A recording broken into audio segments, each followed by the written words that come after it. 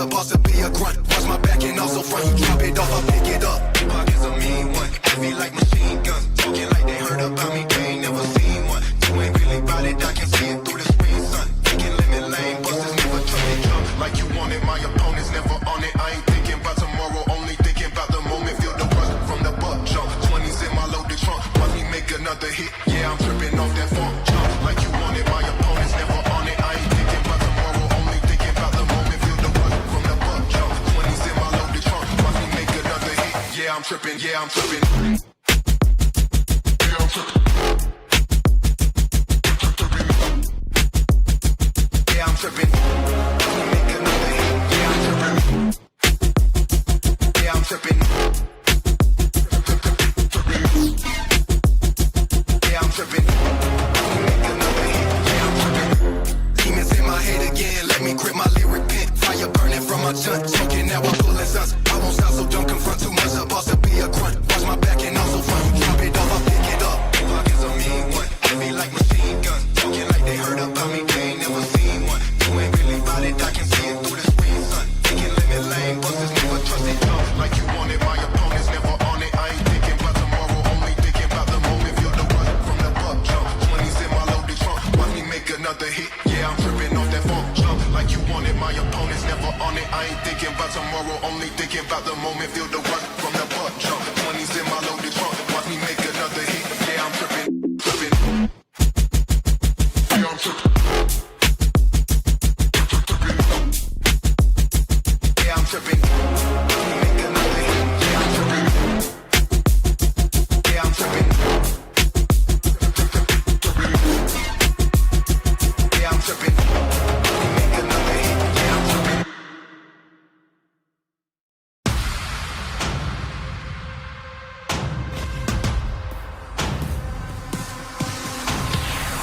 They watch as I fall on my face. Yeah, they thinking that's all that it takes. Yeah, they going, he's out of the race. Yeah, they counting me out, but wait. I may be down today, but tomorrow they all gonna say it's impossible. Somehow we found a way. It's hard to believe that they came from around the way. It's beating the odds. Said to the mayor, I'll be number one. Let's do me, I'm focused to beating the drums. It's psyching me up. I believe I have won before I begun. I'll make sure next time they're biting their tongues, holding their breath and know I am the one to watch. All that I dodged, all the hits that I took to become what I am is insane.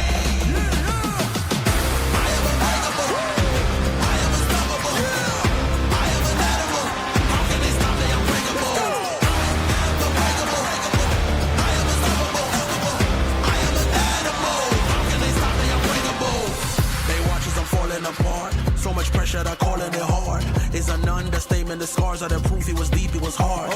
I may be down today, but tomorrow I work, I'm trained even harder. Come ballad the rain fall down on me. I will remain the last one standing. I aim everything in me at a task at hand. Got it on lock like Azkaban. Only their focus is laser, sharp like a razor. Fought through the Dow, was stuck in the drought, kept jumping around, kick up the dust, yell at the heavens, the rain falling down. My clothes are drenched, and some of the strength that's hidden within me. I'm off the bench, success the revenge. I am unbreakable. I am unstoppable. I am an animal. How can they stop me? I'm breakable. I am unbreakable. I am unstoppable. I am an animal. How can they stop me? I'm breakable. How can they stop me? I'm breakable.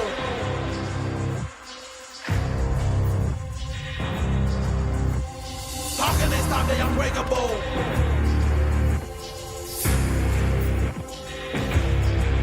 Let's go. How can they stop me? I'm breakable. Shake it off. Now you're not breaking. Yeah. Now you're not breaking. How can they stop me? I'm breakable. We're taking off. Now you're not breaking. Now you're not breaking. You're unbreakable. I am unbreakable. I am unstoppable. Yeah. I am an animal. Yeah. How can they stop me? I'm breakable. I am unbreakable. Shake it off. I am unstoppable. Breakable. I am an animal. How can they stop me? I'm breakable. How can they stop me? I'm breakable. Now you're not breaking. Now you're not breaking. How can they stop me? I'm breakable. Now you're not breaking. Now you're not breaking.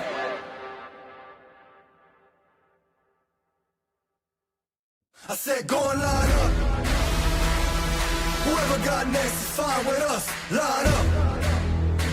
I I said whoever got next is fine with us. I ain't gonna let that slide. Think you fly, huh? Me and stay wheels up, it's a ride off. Ain't no shortcut, heading to the top floors. Me and too smart to drop costs, and I got two fists of a problem. Nuisance, cruise with anybody not me, they losing. I'm proof that even when you down, keep it moving. The movement is never gonna stop, man. I do this. Going live.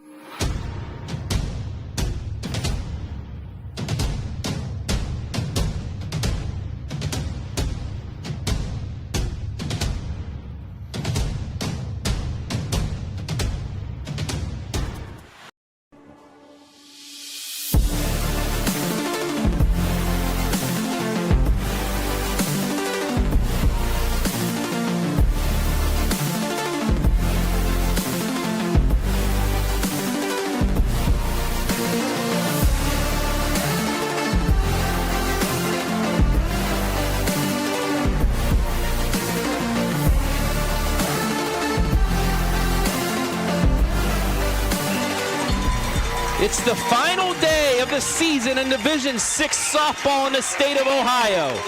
For the Danville Lady Devils, they are here looking for its second ever state championship, but they face a Central District foe, the West Jefferson Rough Riders, in the final for the first time ever. Will Danville go back champions, or will West Jeff get their first ever here at Firestone Stadium? We're just about ready to go from the Mecca for this audio cast live and this replay on your smartphone, TV, PC, tablet, any smart device you have. We've got pregame coming your way next.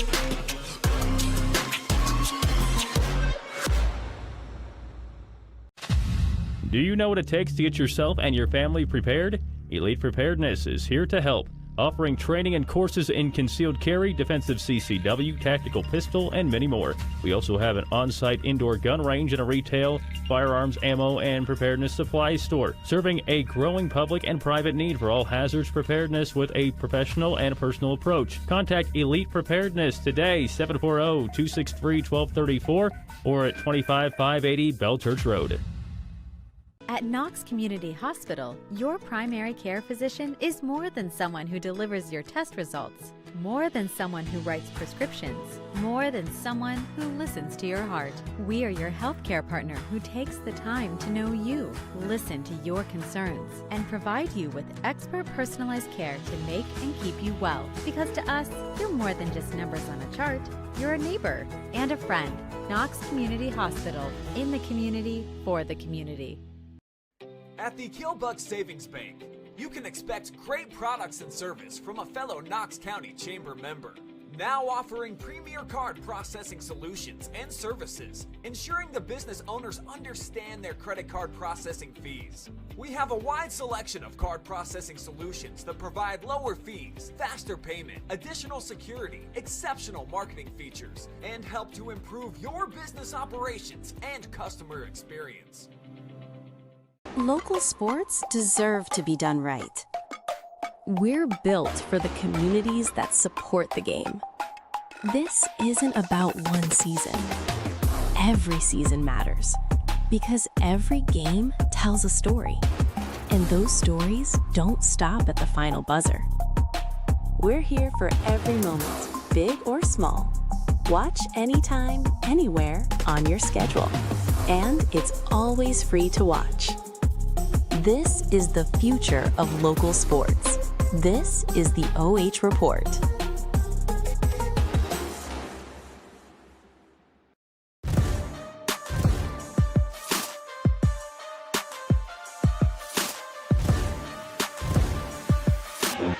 We welcome you inside the Hangout pregame show for this, the Division VI State Championship from Firestone Stadium, the mecca of softball in the state of Ohio. Number 5, Danville, taking on number 4, West Jefferson. It's an all-Central District State Championship game here today from Akron. Hello, everybody.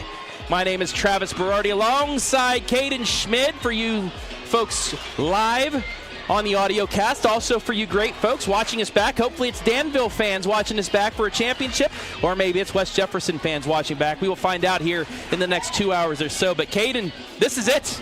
This is the last day of the regular season. You play for this moment now. It's who will do their best to come out with the gold. Yeah, this is why you play. You talk to a lot of these players. This is going to be one of their biggest goals as a softball player. Win a state championship in the state of Ohio. And this is your moment right here to make that come true. Let's get into the pregame show and take a look at the team on the visitors' scoreboard. The Danville Lady Devils, their 3rd ever appearance in a state championship. They were champions back in 2008. 2017, they were state runners-up. Yesterday, they blew up in the second half of the game against Dalton. 11 runs on 12 hits, and they had 4 walks as well. 7 different Danville players recorded RBI in that win, Caden. It was a complete effort, and they're going to need another one here today. Yeah, how tough is it to beat a team that 7 of their 9 spots are batting in a run? Danville did exactly that yesterday. They'll try and repeat that success today, and they'll need it against a juggernaut. One of the players, she recorded the first RBI of the game. A mammoth shot to left center. That is Ruby Bartok. She's homered in 2 of the last 3 games. She homered yesterday against Dalton and in a regional semifinal against Ada. 16 total homers, 39 RBI, 41 runs scored. She's batting over 500 and has a slugging percentage over 1,000. And playing some of her best softball here at the end of the season against some of the best competition. Again, she'll look to be a large part to Danville's success. About a minute away from West Jefferson taking the field, so let's take a look at the Danville keys to victory. One final time for them this season for this state championship game. First, use that balanced lineup. Up and down, like I just said, 7 RBIs, 7 players with RBI, I should say. And then a focus start. We saw the first inning, couple mental lapses, allowed Dalton to score a couple runs. Got to shut that down. You get a shutdown inning early after batting. They're batting first, so they may be able to get some momentum that way. But off defensively, if you get a shutdown inning early on, it gets you comfortable and it gets that momentum in your side. Yeah, try and settle in on that circle, and defensively as well. The whole team needs to come together, lock in. This is the state championship game. It's time to play your best softball. Now let's take a look at the team spotlight for the home squad. The number 4, West Jefferson Lady Rough Riders, 25-5, 15-1 in the OHC. First ever championship appearance. They were in the Final Four in 2019, did not make it to the title game, however. They're batting .379 though as a team, and they have one heck of a pitching staff, including the one that's in the circle. I believe she's going to go to Missouri, even though she's still just a junior, and you'll see her in our player spotlight here momentarily. Her name, Jenna Mannon.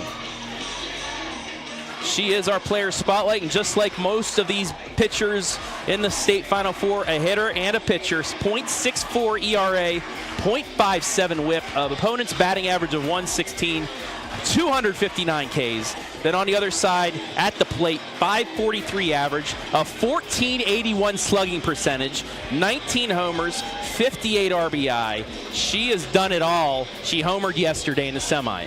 Yeah, she's trouble, and after that homer, they basically walked her the rest of the game. They didn't even want to attempt pitching to Mannon. Missouri commit, only a junior. This is about as tough as it comes in D6. Take a look at the keys to victory for the Rough Riders of West Jefferson. Make Bocock work. Bocock was able to get ahead early against Dalton in most of those at-bats after the first inning, and she was able to control it. You got to make her work, and no second chances. Maybe a foul ball gets dropped, maybe a free pass, an error, a stolen base. You cannot let Danville do that. They will jump on top of you. Yeah, this is a big one. You got to play error-free softball. Not necessarily that you need to play perfect, but all the plays that need to be made, you got to make them tonight. So due to OHSAA regulations, we have to be live, but only on audio cast, as you see that right here. But you see the Bases, the balls, the strikes, the outs, the score thing you will be hearing from me as well as seeing on the screen as Mannon is ready. First pitch. High for ball one, 84 degrees, 6:07 first pitch, and we are underway in the D6 final. Martin leading off, Bocock second pitching, Martin at third.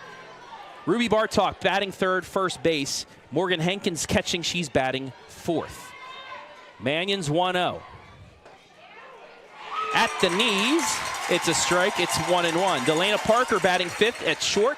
Liz John batting sixth, the designated player. Taylor Mead batting seventh, she's playing second base. Riley Johnston batting eighth at center field. Riley Geog in left, batting ninth. Kelly Carter, the right fielder.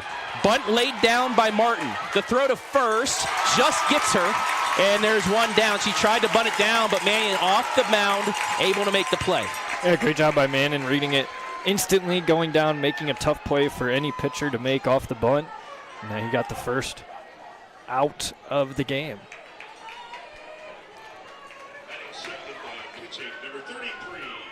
And that'll bring up Bocock. Yesterday against Doughton, 0 for 4, but she reached on an error, a fielder's choice, and scored. First pitch for Mannon is in there for a strike. And maybe a slight advantage for Danville. They played in the 5:30 game that ended up starting at 6 o'clock. But the same time as yesterday, yeah. The shadows are the same thing. West Jefferson didn't have to deal with this yesterday. Danville maybe a little more prepped as far as that goes. 0-1 flare to left base hit. Bocock gets her first hit in the Final Four. She's on with one down, and that'll bring up the slugger. Well, Bocock pumped up over there at first base. That's a hard hit ball out to left field, a line drive. One hops that left fielder there. And that's what you need. You got to try and get on Mannon early. Do not want to let her settle in the circle. Try and make her uncomfortable as quick as possible. She's allowed 29 runs in 142 and a third innings. 29 runs, only 13 earned, though. 23 walks in the 259 strikeouts. She has allowed 5 home runs. So we'll see how she approaches Bartok because there's a runner on first. We will get a pinch runner as well for the Lady Devils. Bartok with 16 big flies on the season. She had one yesterday. First pitch to her. Bit of a changeup there. She looked at the first pitch. It's a strike. It's 0-1. That had a lot of vertical movement. That one just dropped. Natalie Koza is the courtesy runner at first for Bocock. Mannon ready. The 0-1. Ground ball to second. She's going to flip it to second for one. To throw to first, not in time. It's a fielder's choice, though, and a second out. A good job to get the lead runner on this quick toss over to the bag and then just not hit hard enough to turn two on this play. Good job by Bartok beating it out. She will get the first, and that will bring up the lefty and Morgan Hankins, today's catcher for Bocock.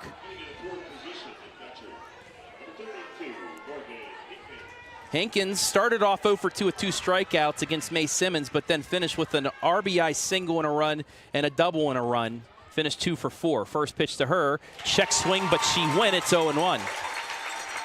Good movement outside. I was talking to Coach Duncan before the game.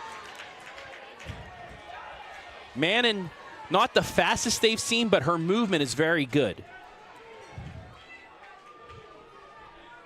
Ready with the 0-1. Another check swing. Did she go? She did not. Oh, just held it off. It's 1-1. Oh, so close. To the disarray of West Jefferson fans. Yeah, we are on the West Jeff side. But she just held the wrist. And maybe with the shadows, the umpires aren't cleanly seen either. But hey, we'll go with their call. It's 1-1. The 1-1 pitch. Slaps it, but it goes foul, and she's behind 1-2. Well, there's a reason they appeal down the line. That umpire has the best view. Check it out. I don't know if she broke the wrist. I don't know if she broke the wrist. I don't know. It's close. Umpire has the better view than us from behind. But the sun is in his eyes, too. Yes. That Mannon shadow is going to expand as this game goes on. Gets her side now. She's ready with the 1-2. Ground ball towards second, underneath the second baseman's glove.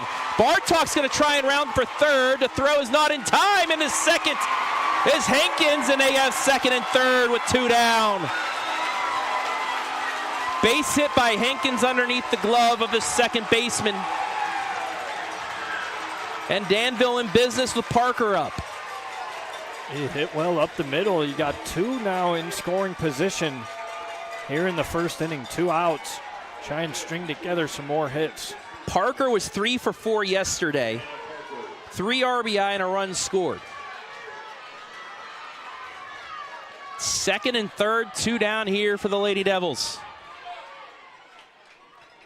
First pitch. And she holds for ball 1. Parker, a newer jersey than everybody else because she's wearing number 67. That's where I'm going to leave that at. The younger folk moving their hands in glee. Most popular number in America right there. Mannon ready with the 1-0. Fouled off hard to the right, now to play. It's 1-1. Very hard contact there, just a little bit late on it. Try and straighten it out, find some outfield grass.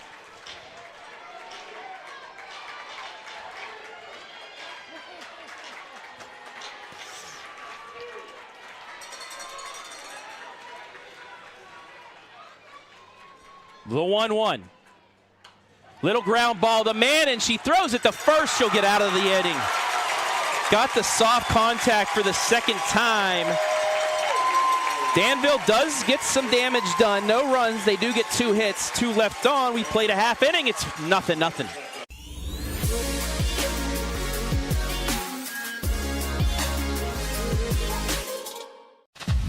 Do you know what it takes to get yourself and your family prepared? Elite Preparedness is here to help, offering training and courses in concealed carry, defensive CCW, tactical pistol, and many more. We also have an on-site indoor gun range and a retail, firearms, ammo, and preparedness supply store, serving a growing public and private need for all hazards preparedness with a professional and personal approach. Contact Elite Preparedness today, 740-263-1234, or at 25580 Bell Church Road. At Knox Community Hospital, your primary care physician is more than someone who delivers your test results, more than someone who writes prescriptions, more than someone who listens to your heart. We are your healthcare partner who takes the time to know you, listen to your concerns, and provide you with expert personalized care to make and keep you well. Because to us, you're more than just numbers on a chart. You're a neighbor and a friend. Knox Community Hospital, in the community, for the community.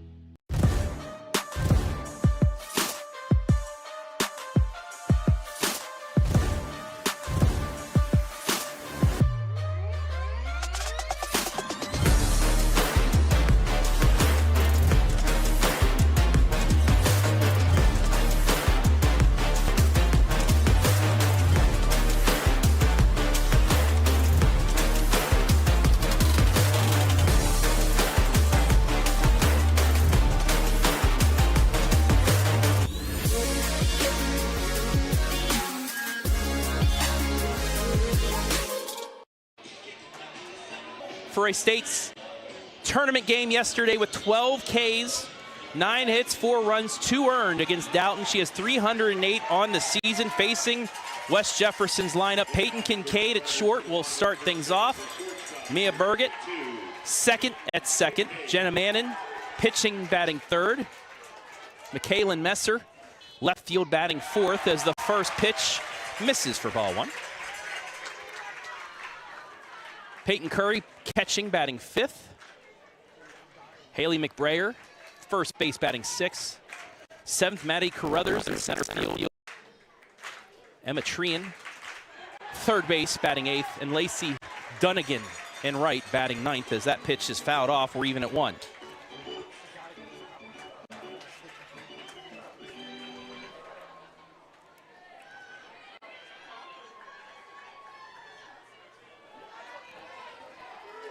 One ball and 1 strike to Kincaid. Line drive the right, but it's right at the right fielder. Kelly Carter, one away. Yeah, hit hard, but as you mentioned, right at her. Able to take a few steps in and make the nice grab.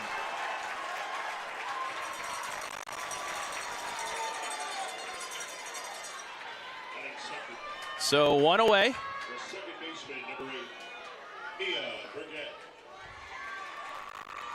For Mia Burgett. She'll foul the first pitch off, and it's 0-1. Burgett batting .404 on the season.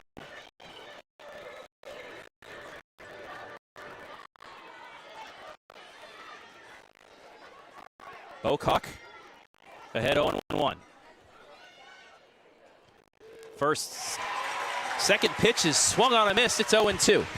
Yeah, had her guessing there, pulled the string with a changeup, got her out in front on that front foot.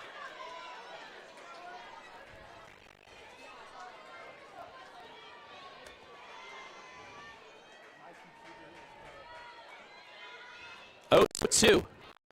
Just misses for a ball. It's 1-2.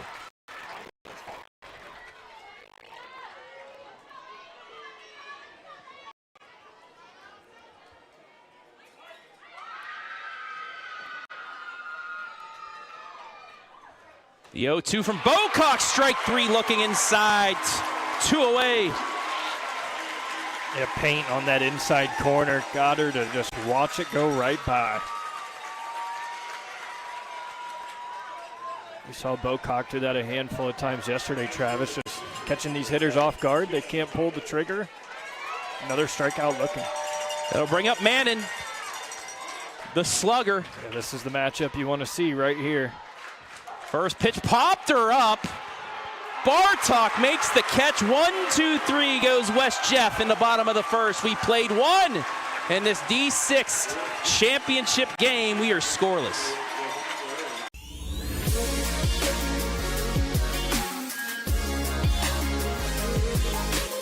At Knox Community Hospital, your primary care physician is more than someone who delivers your test results, more than someone who writes prescriptions, more than someone who listens to your heart.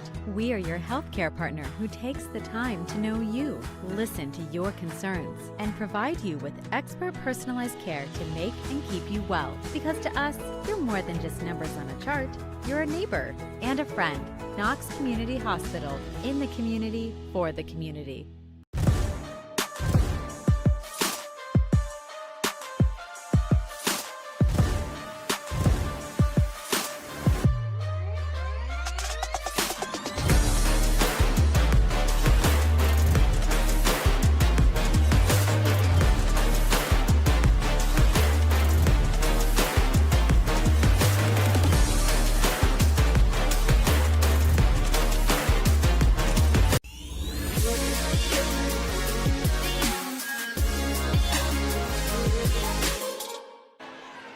Top of the second here in the D6 state championship.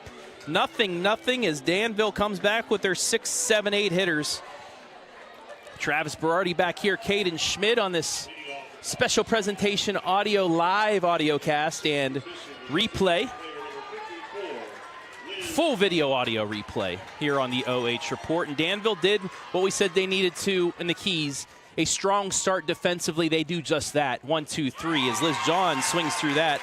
It's 0-1. They did a little bit offensively as well in that first inning. So despite not getting any runs, I give them still about an A. Yeah, I mean, you want to get through the batting order. You want to see the pitcher as much as possible. They did a good job. Even though they didn't bring home any runs, they saw 5 different batters step up to the plate. John ready with the 0-1. Swing and a miss. 0-2. Liz coming in with a .329 average.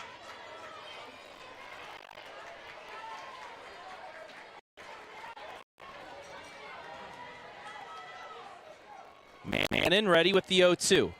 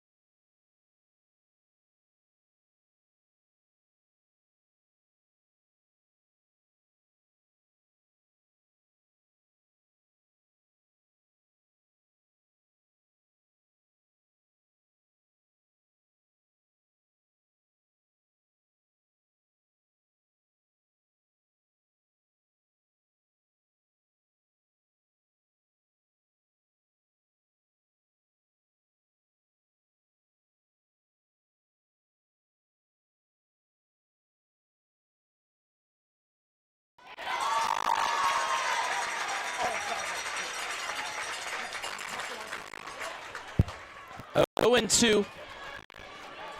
Taylor Mead.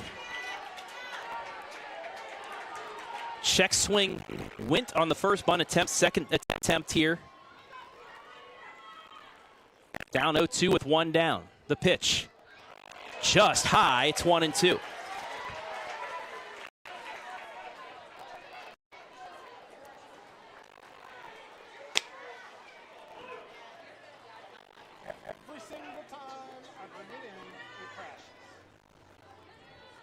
Mannon ready with the 1-2. High, 2-2.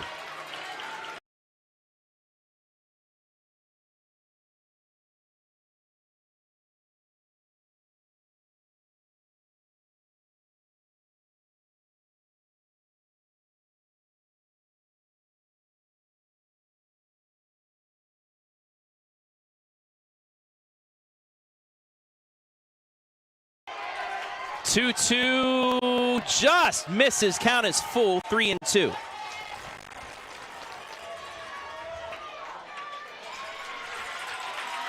Check swing, a late appeal there down to first, did not go.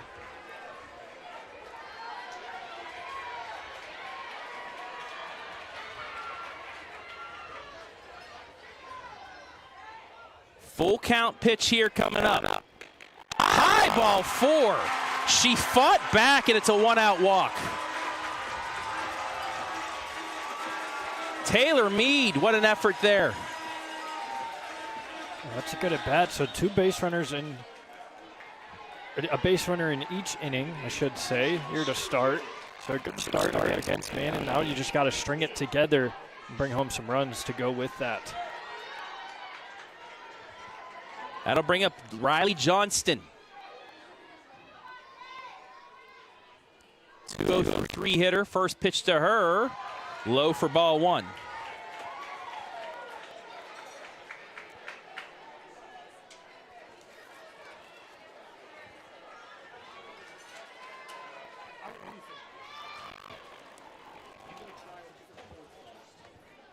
One ball, no strikes here to the 8 hitter from Danville.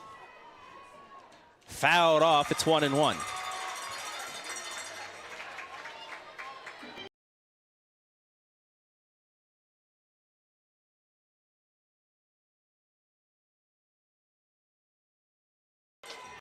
The 1-1 upcoming here from Mannon.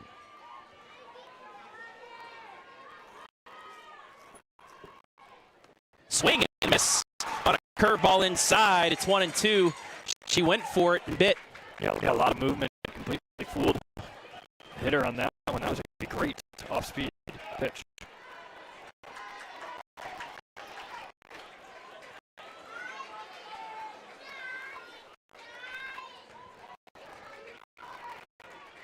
One ball, 2 strikes. The pitch, high, 2-2. Danville doing a good job of not helping out Mannon early, not offering at these pitches out of the zone. Make her attack the zone. Make her throw it at you. Do not help her out by swinging at pitches outside of the zone. 2 balls, 2 strikes to Johnston. The pitch, fouled it off. She'll go again.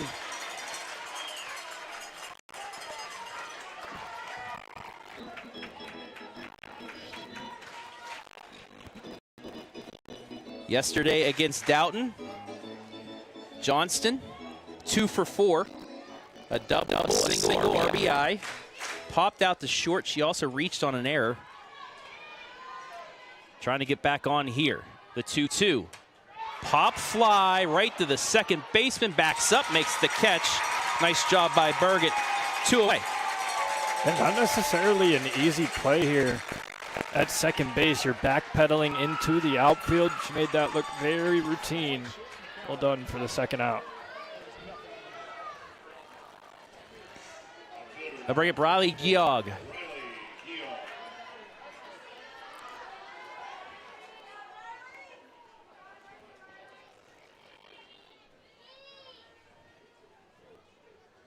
First pitch to her, the 9 hitter swings through that changeup. It's 0-1.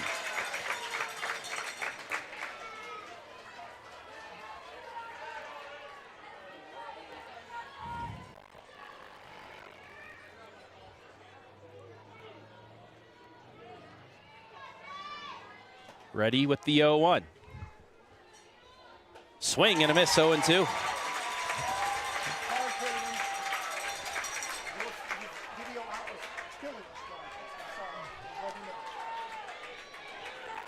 Mannon, a strike away from getting out of the jam again as the top of the order is on deck.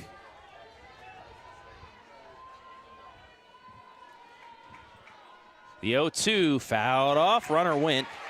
We'll go again. Good fight, stay in there. Try and get a runner on base for your top of the order. Pair of runners, I should say.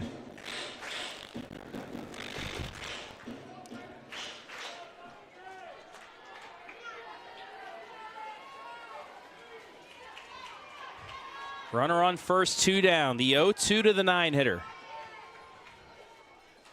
Check swing. Georg stays alive.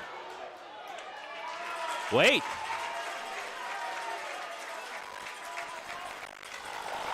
They say she didn't go, so the runner advances 60 feet. That didn't necessarily look close. I thought she easily held that one back, and instead of throwing down to second to try and get the steal, the first thought was to see if you get the appeal at first base.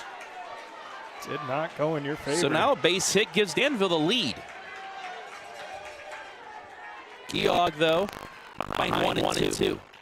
Mannon ready. The pitch. High, we're even at 2. Danville making the pitcher work here. Yeah, Mannon has tried a bunch of times to get it upstairs out of the zone and get the chase, but Danville has just not offered. Coach telling me you're off with this crack of the bat. The 2-2. Low, ball 3. I thought the ump was going to ring her up, but he did not. That one was really close, Travis. That is a great take to run the count full. 3-2. Leadoff hitter Martin on deck in the top of the order. The payoff pitch. Fouled off. 8th pitch of the at-bat coming up. Yeah, this is inspiring for the whole Danville team. Your 9-hole hitter is stepping up into the box and working a count like this against one of the best pitchers in the state of Ohio. This is something you can build off as a team. Mannon ready again. Another payoff pitch. Got her looking, strike 3. She got out of it.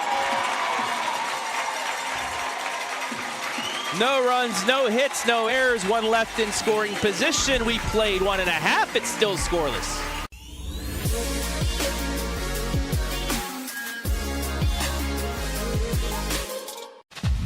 Do you know what it takes to get yourself and your family prepared? Elite Preparedness is here to help, offering training and courses in concealed carry, defensive CCW, tactical pistol, and many more. We also have an on-site indoor gun range and a retail, firearms, ammo, and preparedness supply store, serving a growing public and private need for all hazards preparedness with a professional and personal approach. Contact Elite Preparedness today, 740-263-1234, or at 25580 Bell Church Road.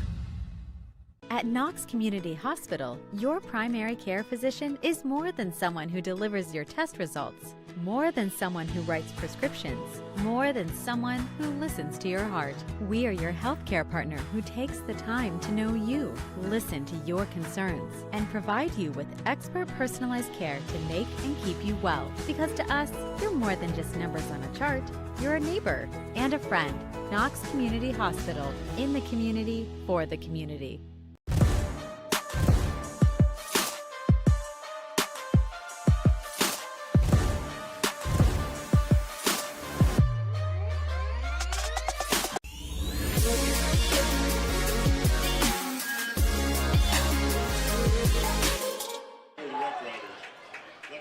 Bottom 2 in this D6 state championship.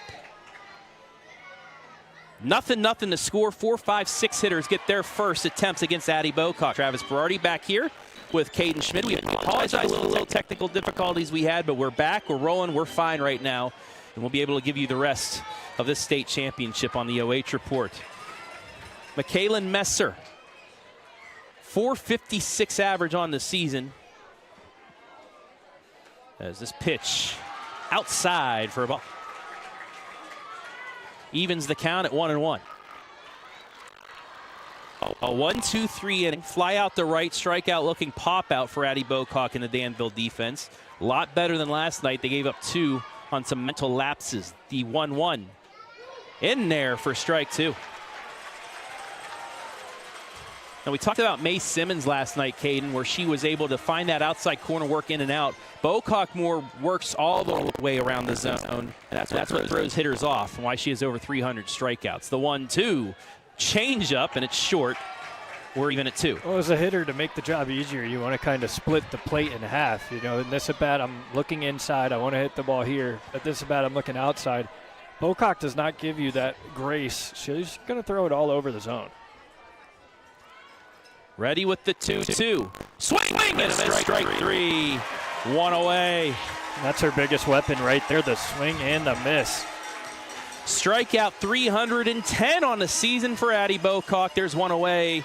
Now for the catcher, the 5-hitter, Peyton Curry. Hitting .338 on the season. 26 hits, 3 doubles, 1 home run on the season. Addie, first pitch, she went for the bunt, but she missed. Didn't pull back. It's 0-1.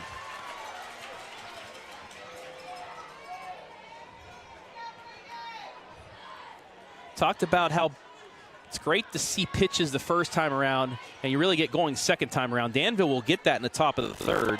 It's what West Jefferson can do, maybe get a couple runners along so they can get back to the top of the order quicker. And patient hitting as well. They're working these counts, trying to see as many pitches as possible out of Mannon's hand so you could come up and adjust second, third time through the order.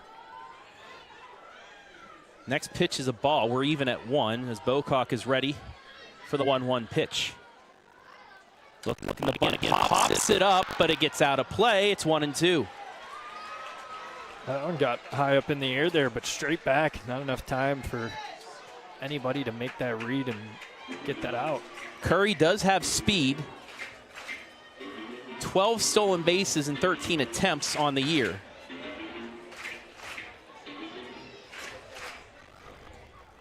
That's the type of speed you want to not allow to get on the base path so you can cause havoc. Bocock ready, the 1-2. Curveball outside, misses. It's 2-2.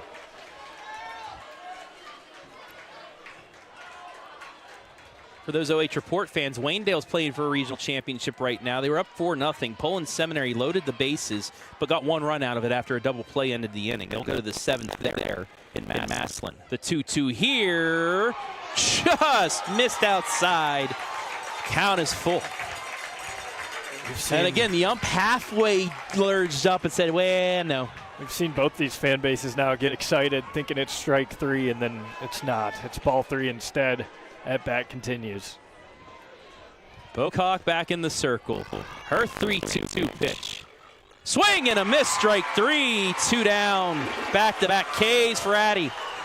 And her heater is ramped up right now. She is blowing it past these West Jefferson hitters. If she can find this off speed and locate it on these corners like she's trying to, whew.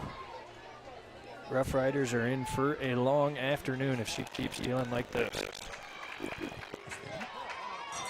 That'll bring up Haley McBrayer. Batting well over 400, 439. Fouls that off for strike 1.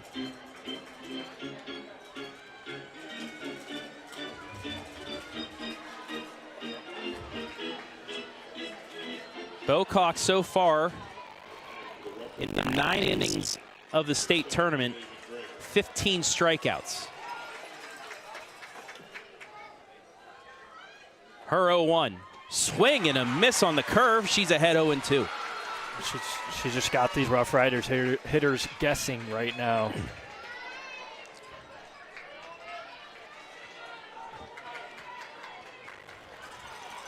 No balls, 2 strikes. Bocock can now really work the zone. Couple pitches to give. The 0-2. Ground ball past her up the middle. It's a base hit. It's a beautiful piece of hitting here, just staying on it. Soft swing, got contact, drove it up the middle. Take a look at the replay. Yeah, just past the glove of Addy. And inning continues after the first hit by West Jefferson today. He'll bring up Matty Carruthers, the center fielder, batting .333.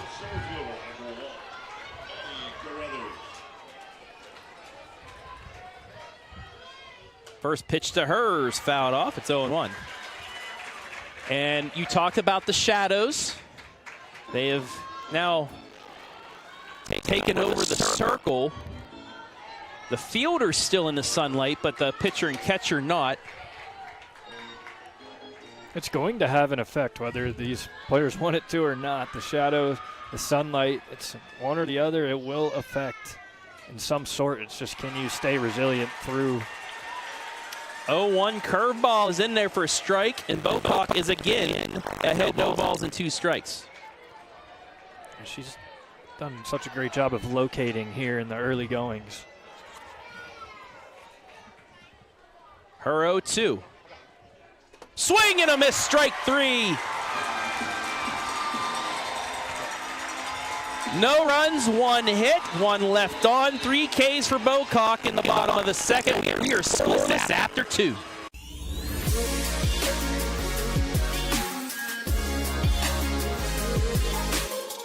At Knox Community Hospital, your primary care physician is more than someone who delivers your test results, more than someone who writes prescriptions, more than someone who listens to your heart. We are your healthcare partner who takes the time to know you, listen to your concerns, and provide you with expert personalized care to make and keep you well. Because to us, you're more than just numbers on a chart. You're a neighbor and a friend. Knox Community Hospital, in the community, for the community.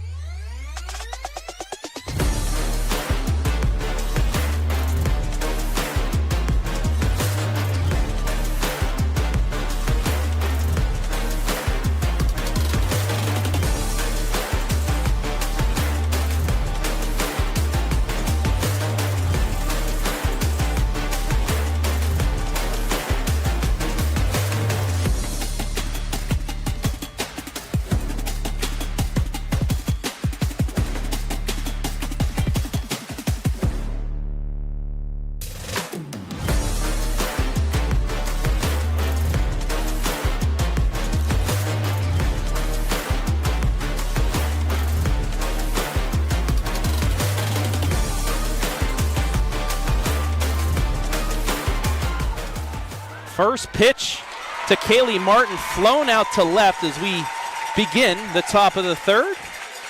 Travis Berardi back here with Caden Schmid, and Caden, it was a good swing by Martin, but just got under it a little bit too much. Yeah, sure did, but this is the second time through the order now for Danville here in this third inning. Bartok got a single back in the first. She's seen Mannon already, as well as the rest of these hitters. What did you find out in your first at-bat that you can take advantage of here in your second? That'll bring up Bartok. Singled back in the first. First pitch to her, taken low for a ball.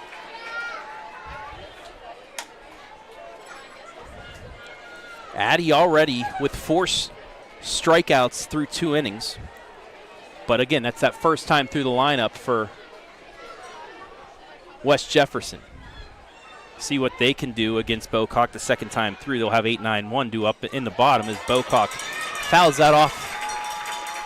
Immediately looks over and says, I shouldn't have swung at that, but it's a check swing foul. She's upset that she did make a little bit of contact with that. That one was a little bit high. Just couldn't keep the bat back enough. She does have power, 6 doubles, a triple, and 3 home runs. As time will be called by Mannon. Outfielders kind of shading her to the left. Pull side. As Mannon ready again. Swing and a miss on the low fastball. It's 1-2.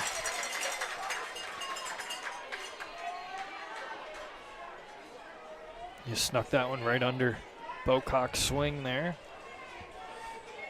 Mannon got Geog the strikeout looking. That's her lone case so far. She's ahead 1-2 here on Bocock. The pitch. Little bloop, but just fouled. Nice attempt by the third baseman there. And maybe there's some of that sun and shadows coming in. She's holding that glove up, blocking the sun where she's playing at third base, and maybe just for a split second it throws her off on that play, and Bocock stays alive. So, and Emma looking up, she's like, I couldn't see.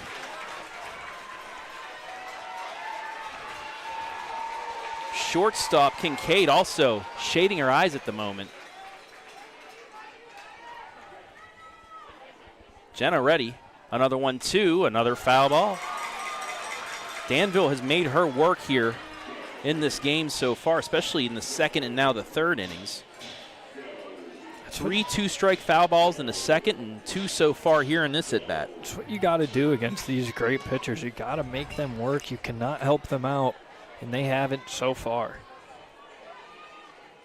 The 1-2. Change up.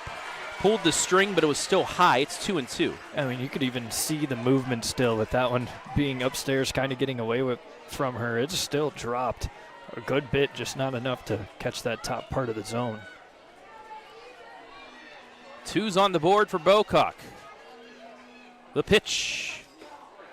Low, and the count is full.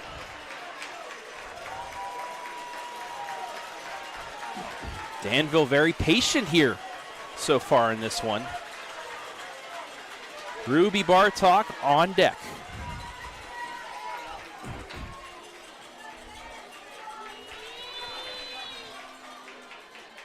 The 3-2. Bloop up, caught by Mannon, 2 away. Off the end of the bat, just a little blooper. And there will be nobody on with 2 down for Bartok. And you talk about the movement on Mannon's pitches. That can be the result when there's a lot of movement. They could just kind of miss it, and it's just a soft little tap back to Mannon in that circle. She runs up, makes a nice grab for the second out. Ruby grounded into a fielder's choice back in the first inning. Moved to third on Hankins' single. Swings through that one. It's 0-1. You mentioned it in the opener. Bartok is a player that can change the game with one swing of the bat. Second time through for her. This coach has some words of encouragement. So she will reset here with his 0-1 pitch.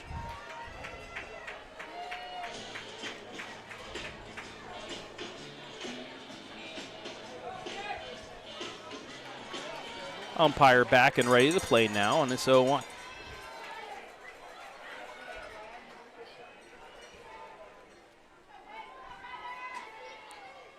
The pitch.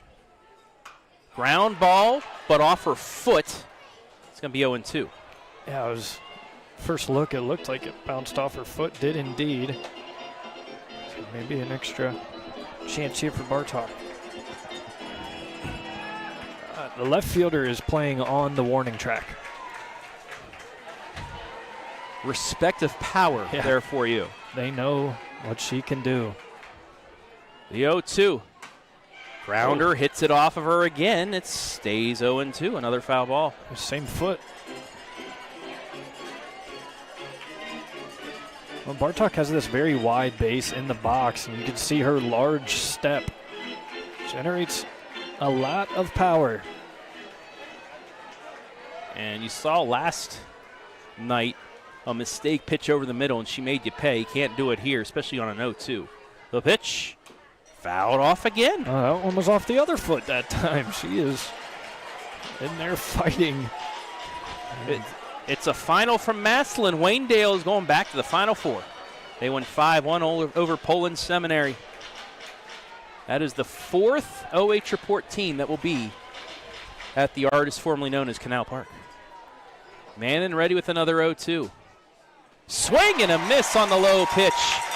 That'll do it for the inning. Danville goes down 1-2-3. We played 2.5. It's still scoreless in the Division 6 state championship.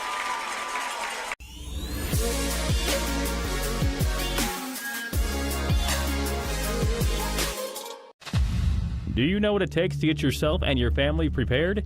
Elite Preparedness is here to help, offering training and courses in concealed carry, defensive CCW, tactical pistol, and many more. We also have an on-site indoor gun range and a retail, firearms, ammo, and preparedness supply store, serving a growing public and private need for all hazards preparedness with a professional and personal approach. Contact Elite Preparedness today, 740-263-1234, or at 25580 Bell Church Road. At Knox Community Hospital, your primary care physician is more than someone who delivers your test results, more than someone who writes prescriptions, more than someone who listens to your heart. We are your healthcare partner who takes the time to know you, listen to your concerns, and provide you with expert personalized care to make and keep you well. Because to us, you're more than just numbers on a chart. You're a neighbor and a friend. Knox Community Hospital, in the community, for the community.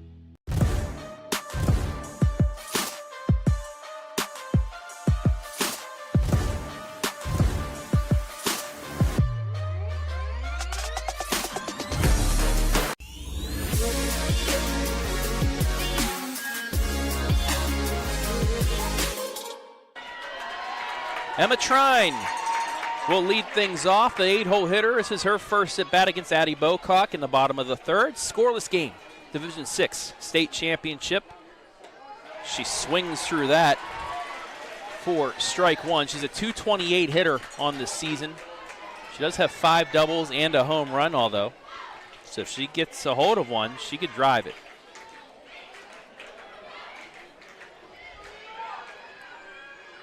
Oh, 1, low and outside, and we're even.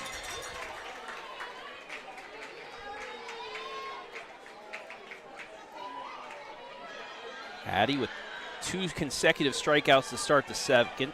Gave up a single, and they got a strikeout to end it. She's at 4 Ks so far. The 1-1. Swing and a foul. It's 1-2. 0-2-0 for Danville, 0-1-0 for West Jeff. And this is the feeling of the start of last night's game.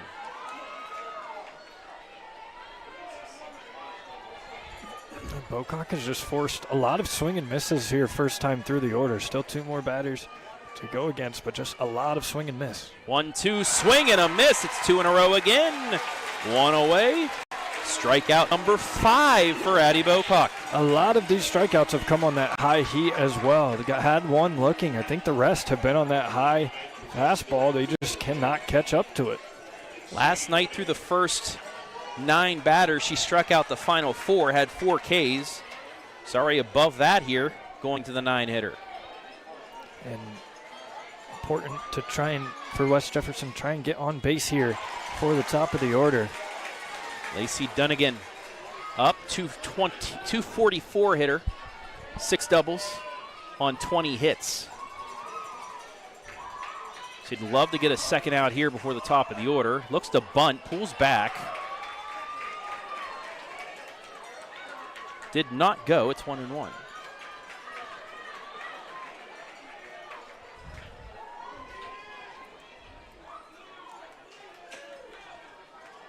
The 1-1, and that is a balk, I believe. Yes. Slipped. It's 2-1. Well, luckily no one on base, so it doesn't affect too much. Don't have to worry about a runner advancing. Kind of got her foot caught on the back of the rubber. Her 2-1, swing and a miss. It's 2-2. That's how you respond right there. Just power it past the hitter.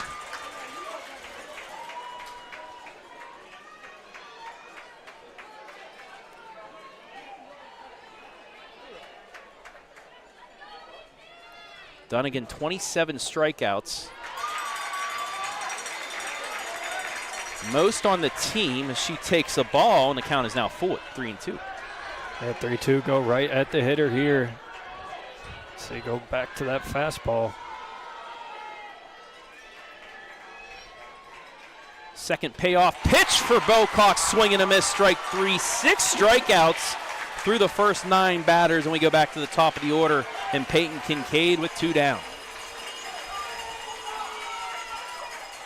That is just a dominant first time through the order for Bocock. Gave up that 1 hit, 6 strikeouts, surgical work through the first time. Now if you're West Jefferson, you've seen it. What can you do to adjust? Kincaid flew out hard to right field, but it was right at Carter for the first out of the bottom of the first as she takes ball 1. West Jefferson, second time in the Final Four. 2019 they made it and fell in the state semifinal as the changeup swung on and missed by Kincaid. It's 1-1.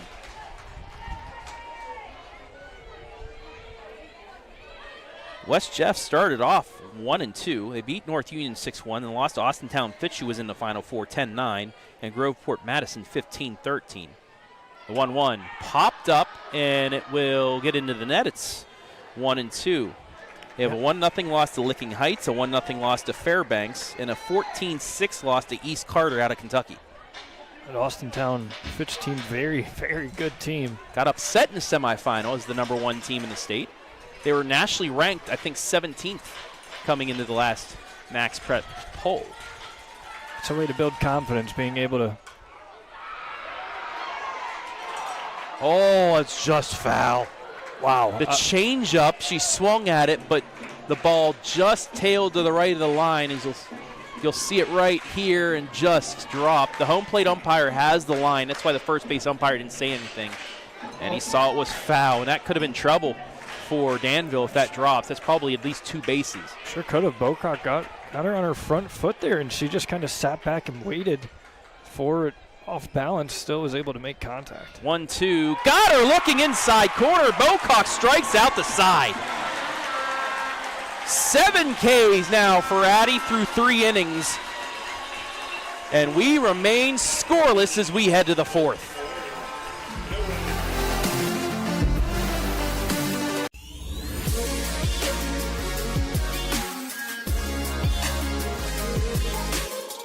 At Knox Community Hospital, your primary care physician is more than someone who delivers your test results, more than someone who writes prescriptions, more than someone who listens to your heart. We are your healthcare partner who takes the time to know you, listen to your concerns, and provide you with expert personalized care to make and keep you well. Because to us, you're more than just numbers on a chart. You're a neighbor and a friend. Knox Community Hospital, in the community, for the community.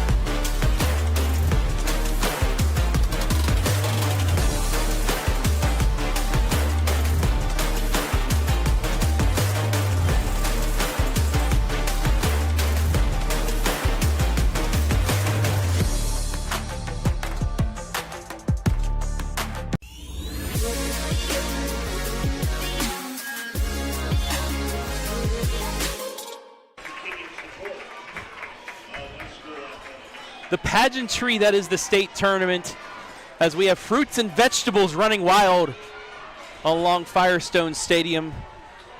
Audio fans, you get to watch this as well. Peapod versus Grapes, both wearing blue, both Danville kids. And that was an easy win for Mr. Pod as the vegetable beats the fruit once again. Kids, eat your fruits and vegetables. Maybe you'll be a commentator like me one day.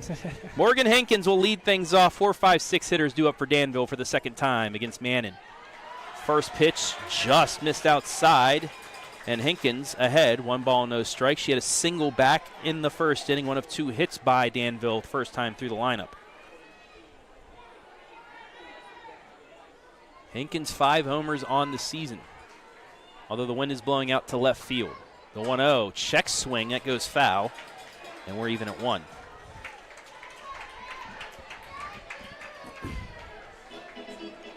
I tell you what, this West Jefferson team in the warm-ups, they were incredibly fired up. They had a ton of energy, and it just has not showed yet. Danville has not allowed this crowd, this team, to really ramp up the energy that they want to play with. Their only hit was with 2 outs. The 1-1. Looked for the slap, but pulled back. It's 2-1. Now, I did see West Jefferson. They were actually on the fast pitch machine out in center field. Didn't know you were allowed to do that, but apparently you are in OHSAA tournament play. Expecting speed, but with the ability to move the ball around, still you can't simulate that. High pitch, it hits the glove of the catcher, then the mask of the umpire, and it's a 3-1 hitter's count.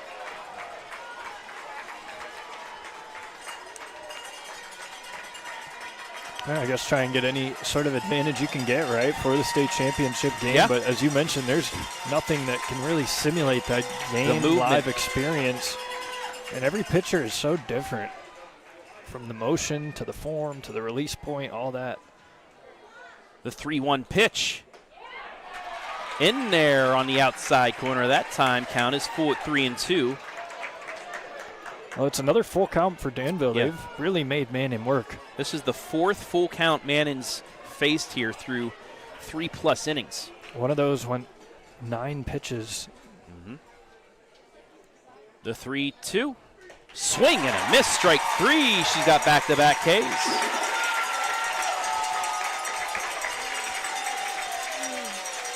And Mannon's starting to settle in. Blowing it past the hitter. That'll bring up Parker. She came up with 2 down and runners in scoring position, but hit one off the end of the bat right back to Mannon to end the inning.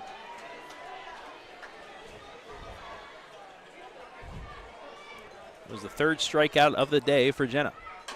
Ground ball left of third, though. It's foul, 0-1. And you could see the movement affecting these Danville hitters a little bit. They've been on top of it a bunch, kind of hitting it into the ground. Find a way to adjust to the vertical break, try and hit it on the nails.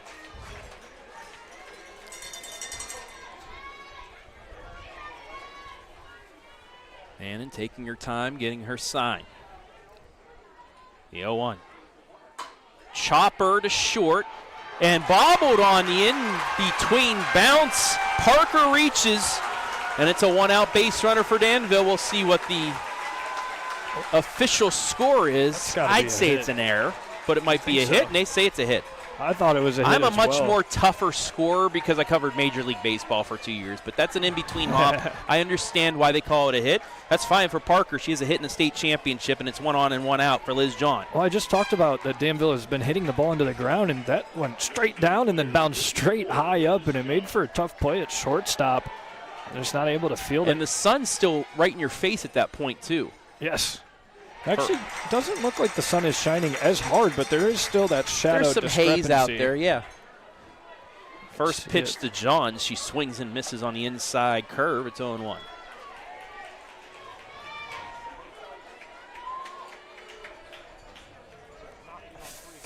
Just about 300 of you listening. Thank you.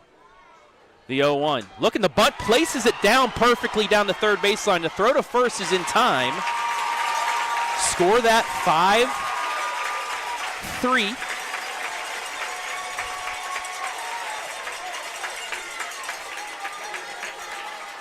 And for the second time, the third time today, Danville's got a runner in scoring position now for Taylor Mead. She walked and stole a base back in the second. A huge gap out in right center if she is able to kind of go inside out here. Hit it to that right center alleyway. First pitch, fouled off, 0-1.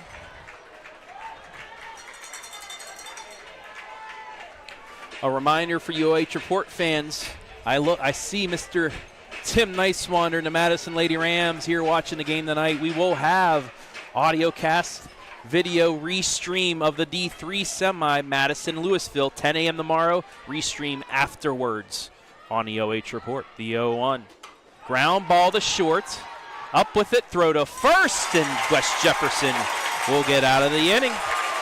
No runs, one hit, one left on. We're halfway through the D6 final, and it's still scoreless.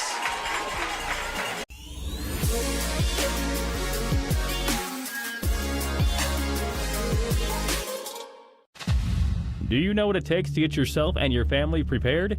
Elite Preparedness is here to help, offering training and courses in concealed carry, defensive CCW, tactical pistol, and many more.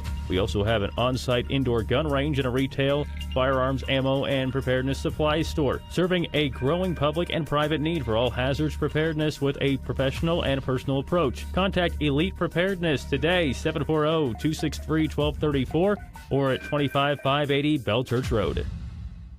At Knox Community Hospital, your primary care physician is more than someone who delivers your test results, more than someone who writes prescriptions, more than someone who listens to your heart. We are your healthcare partner who takes the time to know you, listen to your concerns, and provide you with expert personalized care to make and keep you well. Because to us, you're more than just numbers on a chart. You're a neighbor and a friend. Knox Community Hospital, in the community, for the community.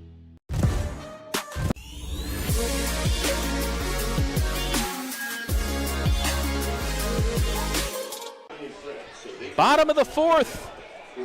2, 3, 4 hitters due up for West Jefferson as Addie Bocock has been very good once again, allowing only one hit, 7 strikeouts through the first 10 batters, as Burgett will get her second chance. She struck out looking in the first inning, swings and misses at the first pitch. It's 0-1. Mannon on deck. The power pitcher, the power hitter. Bocock's 0-1, looking to bunt, pulls back. Umpire says it was just off the plate. It is 1-1. So we will have the Madison game tomorrow. If they win, we'll have a stream on Saturday for the championship game. If not, tomorrow is going to be our last softball stream, as that one inside corner, strike 2. It was a 1-2 pitch that got Burgett in the first inning looking. We'll see where Bocock pitches the Mia here. It was that same inside pitch that we just saw that she was caught looking on. Wonder if she goes back to it. The 1-2 popped foul. We will stay right here. 404 average for Burgett.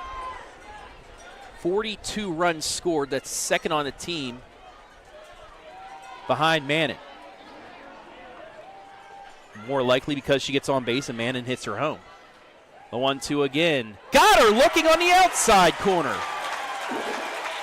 5 Ks in a row for Addie Bocock, 1 down. Well, we talked about adjusting second time through the order. You get struck out looking on an inside corner pitch. Well, you're going to start getting ready for that inside corner. Bocock comes back up, second time facing her, gets her looking on the outside corner. So Bocock is just dealing right now, doing anything she wants in that circle. She's trying to break her own record here. Yeah. First pitch just inside on Jenna. It's 1-0. And both ways, this is the matchup to watch, right? Oh, yes. These two are so those two going and then against each other. Bartok for Danville against hers. That pitch outside is Addie doesn't want to throw a mistake here to the slugger.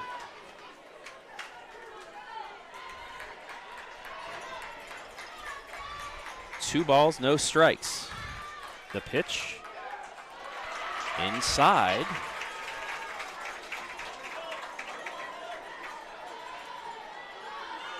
Three and up.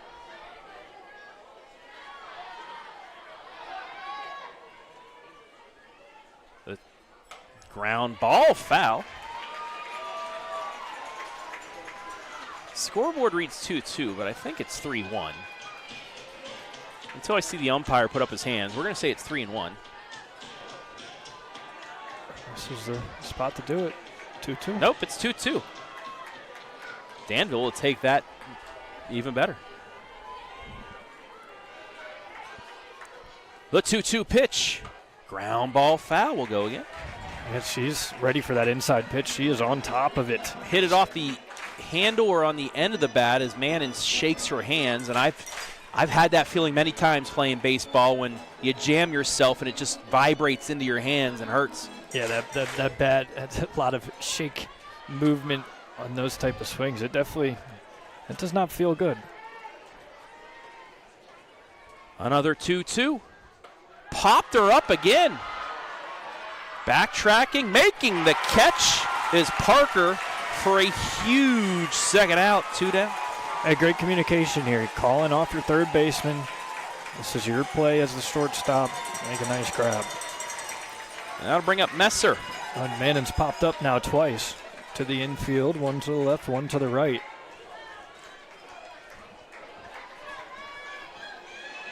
Messer struck out on a 2-2 pitch back in the second inning. First pitch to her, swing and a miss. Another hitter here with a very wide base, a huge leg kick trying to generate some power. Lady Devils will have 8-9-1 due up. Top 5 here. The 0-1 high, didn't get her to chase. It's even at 1. And again, thank you, over 300 of you watching, or listening, I should say, watching the audio cast and the work Adam Thompson's done. I love this audio cast here. Shout out to Scott Mickley. I hope you're doing well, buddy. Foul ball off to the right side, and Bocock is ahead 1-2. Scott getting a scan done, I believe down in Columbus. He gave me the state Final Four shirt. He said, I can't wear this, will you? I said, absolutely, I will wear this for you, sir. So I'm wearing it for him today, sporting the Danville Lady Devils. 1-2. Got her on the outside corner. 1-2-3. Again goes West Jeff. 9 strikeouts through 4 innings for Addie Bocock, and we remain scoreless through 4.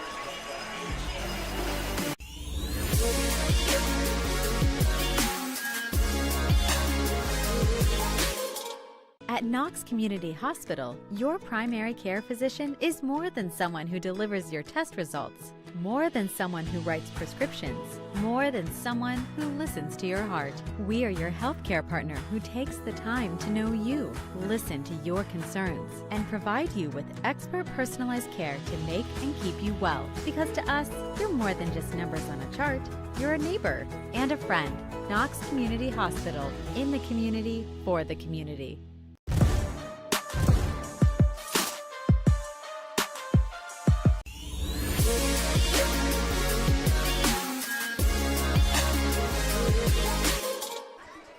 Four innings in the books here from Firestone Stadium, a combined 3 hits, as they've actually now turned a hit into an error for West Jefferson. Travis Berardi back here. Here's the shirt, Scott, that you gave me, and I'm proudly wearing this here today, supporting Danville.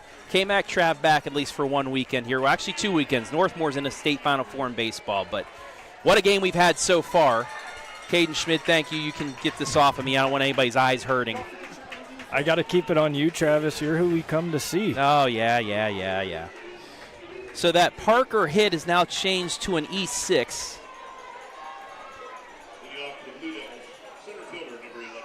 So it's officially no runs, 2 hits, no errors for Danville.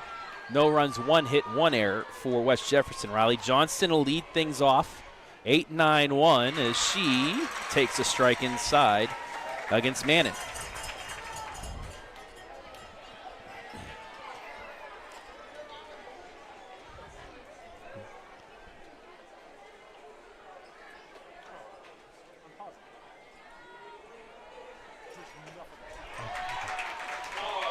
That pitch just missed to even the count, to the dismay of the fans on our side, the West Jefferson fans.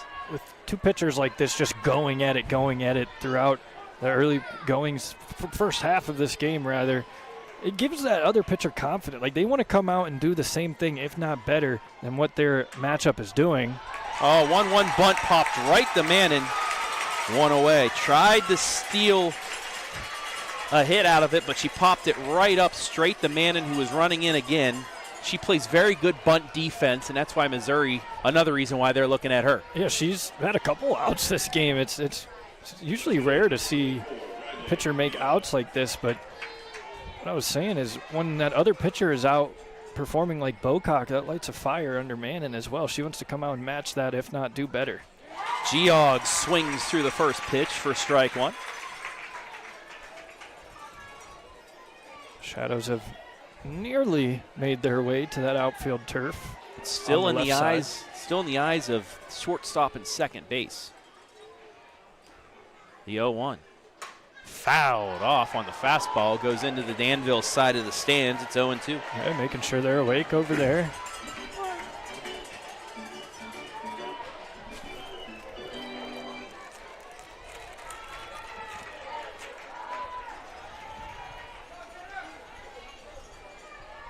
Mannon looking for strikeout number 4. She had 10 yesterday.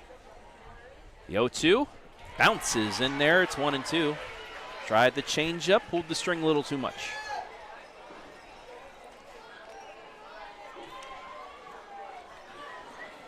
Talked about the games that West Jeff won. No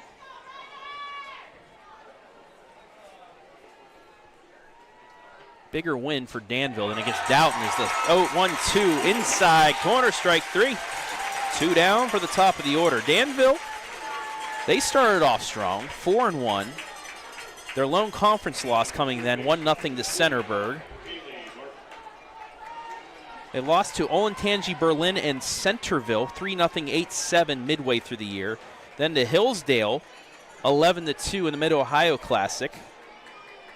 And Licking Valley before the tournament 2-0. But some very, they're losses, but you can call them quality losses for the squad, getting them ready. They're good teams, and yes, that's you want to face those teams in the regular season. Prepare yourself for these great teams you're going to play when the tournament comes. First pitch to Martin bounces in there. It's 1-0. She flew out the left to start inning number 3.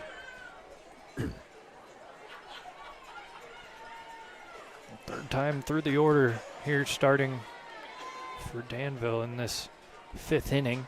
2 hits for Danville came in the first. The 1 hit for West Jeff coming in the second. And we had the error in the fourth as Martin holds there. It's 2-0. Yeah, Mannion is completely settled in now in that circle, so you got to find out a way to get her off her rhythm and a hitter-friendly count here, 2-0. Danville doesn't steal many bases, but Martin does have 4 steals, 1 caught stealing on the year if she gets on base. The 2-0 is bounced in there. It's 3-0. Oh, and it's something to think about, too, when you're going against a pitcher this good. Sometimes you got to manufacture the runs yourself, and that's can be stealing a base, a sacrifice bunt laid down. All those little things, little intricacies, got to find a way to score some runs in a pitching duel like this. And we're going to get a timeout. I think they're going to check on Mannon to see if she's okay, because those 3 pitches weren't that normal throws that she had. Maybe it's just a little confidence boost she needs in there, but we're going to have a mound meeting as Martin faces a 3-0 count, and honestly, those 3 pitches were not even close. Oh yeah, and with 2 outs, you never want to issue a free pass. You want to get out of the inning facing the minimum. Right now, 3-0. As to your point, they were pretty wide misses, so you imagine taking all the way here. Rough Rider fans finding something to cheer for right now. They're getting into it. Backing up their pitcher, as they should. For Martin, I'd take this. If it's ball 4, you get Bocock up with Bartok on deck, so they can't pitch around Bocock either. Yeah, I agree with you. I'm taking all the way here. Mannon ready with the 3-0. And it's piped down there. Down the middle, strike 1. She was taking the whole time. Now you cut the strike zone in half, look for a specific pitch, and if you get it, let it rip. The 3-1. Chopped foul. Count is full. Oh, got what she was looking for. Just on top of it, hit it foul. Good job by Mannon, fighting back in, making it full. 5th full count that Mannon's faced here through 4 2/3.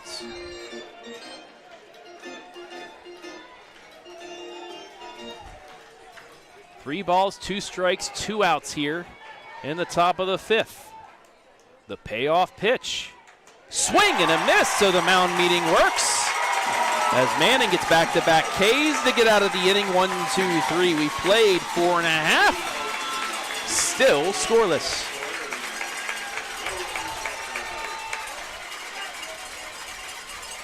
As we welcome you inside the 5th inning stretch, brought to you by the Hangout in Danville. Not much going on here in this D6 state championship game, offensively at least. I just mentioned Danville, their hits coming in the 1st. West Jeff's hit coming in the 2nd inning. And then Danville reaching on an error in the 4th as we take a look at the score line. No runs, 2 hits, no errors for Danville. No runs, 1 hit, 1 error for West Jeff. But it's been all pitching. Addie Bocock coming up big as the senior so far through 13 batters, 9 Ks. Allowed 1 hit up the middle. That was with 2 outs in the 2nd. A fly out the right, a pop out the 1st, a pop out the short, and that is it. 1 hard hit ball, and that was the first batter of the game for her. It's been probably the most swing and miss we've seen so far this early weekend, extended weekend. I know it's Thursday, but I mean, this is the pitching duel we expected coming into it. We knew the matchup, we knew what it was, and they have absolutely delivered. And they're just trying to go band for band right now, going pitch for pitch, trying to outperform each other. Bocock trying to use her senior experience to outclass the junior. That'll bring up Curry. Struck out on a full count pitch in the 2nd. Swings through that one for strike 1. Nothing in the 5th. Bocock also going to pitch at the college level. She's going D2. Hey, D2, just as good. Oh, yes, it is. It sure is. I've seen some great players at the D2 level. Bunt placed down. Bocock, throw to first, got her. Tried to start something with the bunt, but Addie fielding it and snapping it to first in time. 1 down. I like the idea. It was well placed, but Addie not running forward, was running off to the side. She's a little bit different of a pitcher in that sorts than Mannon. And she makes the play as McBrayer comes up. 1 for 1. She has the lone hit. She fouls off the high fastball. It's 0-1. And back to that bunt. That was not an easy play for Bocock to make, but she was calm. She didn't rush it. She fired over to first in time, trying to beat the speed down the line. PFP, pitchers fielding practice. Overlooked by most, but the ones that do it, it shows. Change up is a ground ball to short. Throw to first, 2 away. Stretch by Bartok over at first, trying to go meet that ball. Parker gets all the way to the bag. Parker fielding it strong. Throw. And Bartok with the stretch, and it'll bring up Carruthers, who struck out on 3 pitches back in the 2nd. And Bocock forcing so much swing and miss. It's weird seeing 2 outs in play here to start this inning. I haven't seen that since, I think, the 1st. 58 pitches, 42 strikes. 59 pitches, 42 strikes, as that first one to Carruthers is a ball. 72% strike percentage for Bocock. Mannon is at 68.8%. There's been a bunch of close ones for both sides that you hope gets called your way. 1-0's fouled back, and we're even.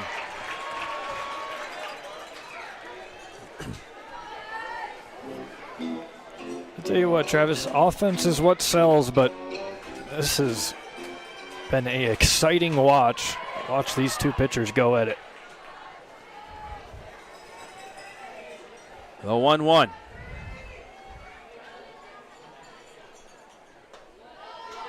Misses outside. It's 2-1.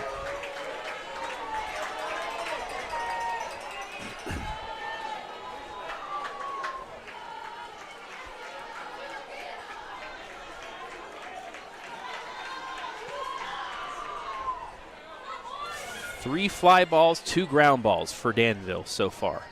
Or for West Jefferson, I should say, is the 2-1 is inside at the knees, and we're even at 2. Inside pitch has been money for Bocock, and these Rough Riders hitters just cannot pull the trigger on that specific pitch.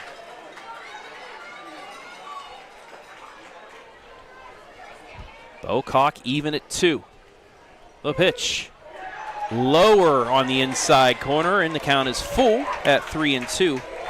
Did a little skip and a hop to get out of the way of that one. That one's, as you mentioned, just a little bit lower. Third 3-2 count Bocock is facing here today. Facing now the 7-hitter. The pitch. Fouled off. We'll go again. That's the pitch we've seen her get a lot of swing and miss strikeouts on, that upstairs heater. Good job fouling it off, staying in the count. But if you're Bocock, you just keep attacking this hitter. You don't want to issue a free pass. Make her beat you.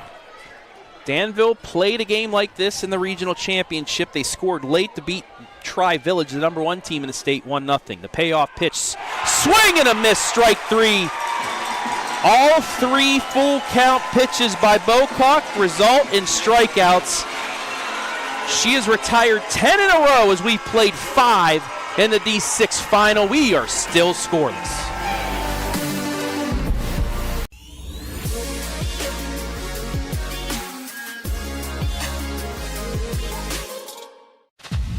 Do you know what it takes to get yourself and your family prepared?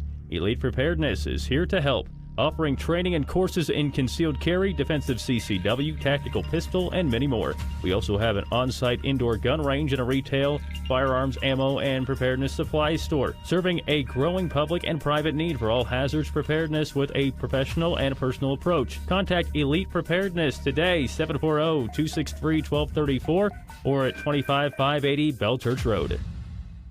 At Knox Community Hospital, your primary care physician is more than someone who delivers your test results, more than someone who writes prescriptions, more than someone who listens to your heart.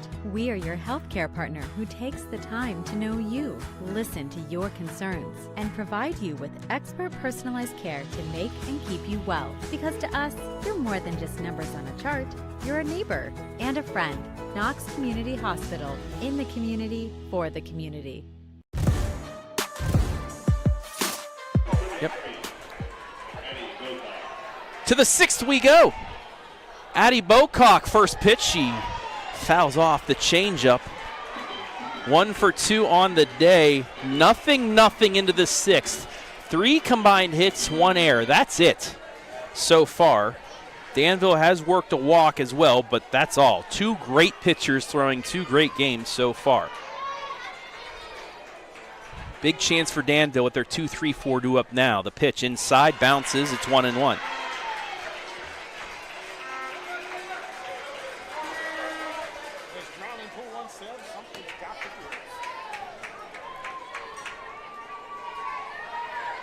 Ten strikeouts for Bocock today, 12 yesterday. Now she's trying to get her second hit to start something here in the 6th. The 1-1. Swing and a miss at the high fastball. It's 1-2. These fielders know that Bocock wants to pull the ball. Left fielder playing out near the warning track. Center fielder kind of shaded towards left field. Leadoff batter is currently 0 for 10 in this game. Wow.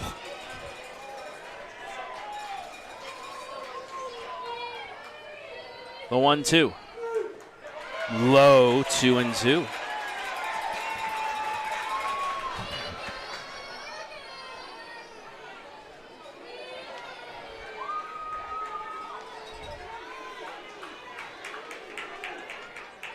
Ruby Bartok on deck. Fielder's choice and a strikeout. The 2-2 outside and a high, and the count now is full.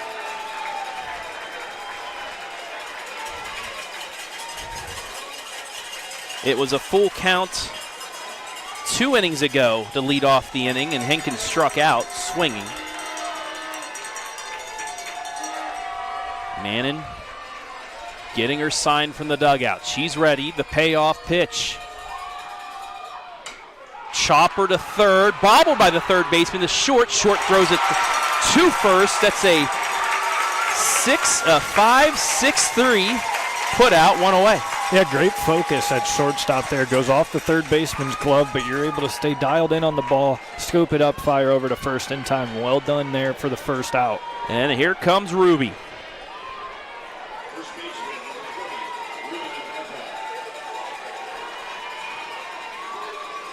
Will she see a pitch in the zone? That's the question. First pitch. Check swing. Did she go? They don't matter. It was a strike.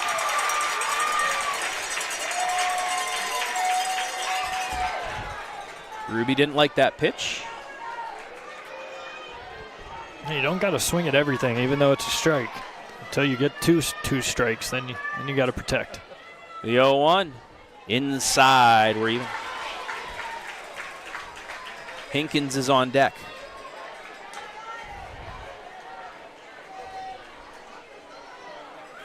Still 83 degrees here at 7:30 in the p.m. on another beautiful day here in Akron. The 1-1. Popped her up again and gets the catch.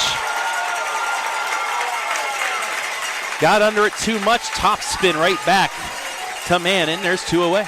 And just so much spin and movement on these Mannon pitches leads to plays like that. We've seen that a handful of times already.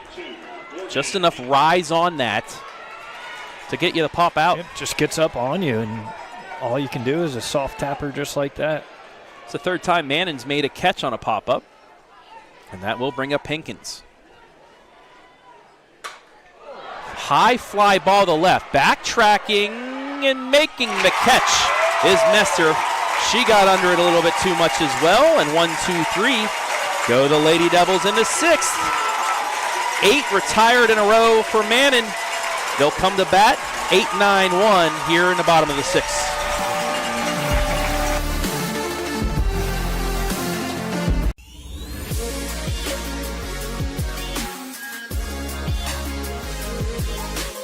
At Knox Community Hospital, your primary care physician is more than someone who delivers your test results, more than someone who writes prescriptions, more than someone who listens to your heart. We are your healthcare partner who takes the time to know you, listen to your concerns, and provide you with expert personalized care to make and keep you well. Because to us, you're more than just numbers on a chart. You're a neighbor and a friend. Knox Community Hospital, in the community, for the community.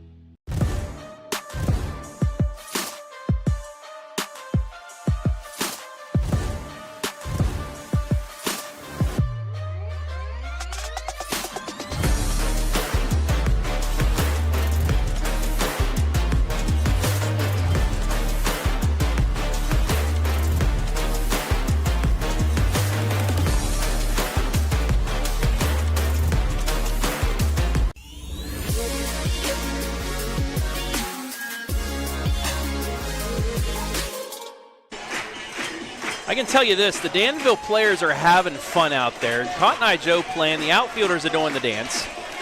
And it is fun when your pitcher is locked in with 10 strikeouts and only 1 hit given up so far in a D6 final. Travis Berardi back here with Caden Schmid.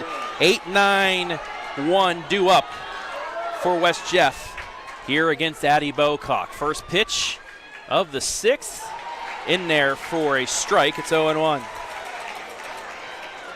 Emma struck out in her first at bat back in the 3rd. It started a string of, it would continue to string of 5 Ks in a row for Addie.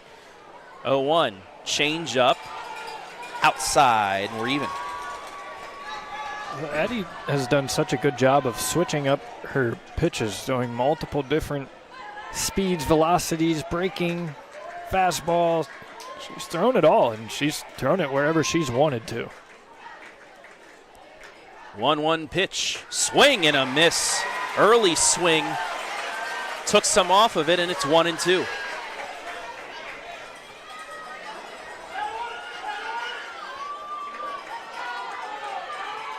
Time and time again, it's pitcher-friendly counts. That is what made her so successful all season. 1-2, high and outside. We're even. Well, a lot of times the most important pitch of an at-bat is that first pitch. If it's a ball, it really helps the hitters. If it's a strike, it gives the advantage to the pitchers. So all day, these pitchers have gotten that first pitch strike and have really helped themselves out. 2 balls, 2 strikes to the 8-hitter. The pitch inside, count is full. She got out of the way of that. Nearly hit her for the first leadoff runner to reach.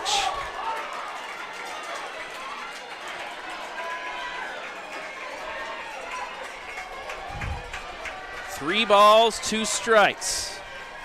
The pitch from Bocock. Swing and a miss, strike 3. 4 times she worked the count full, 4 times she gets the K. 1 away. A pressure cooker this evening. And oh man. 319th strikeout of the season for Addie Bocock. It's ridiculous. That'll bring up Dunnigan. She struck out on a full count back in the 3rd.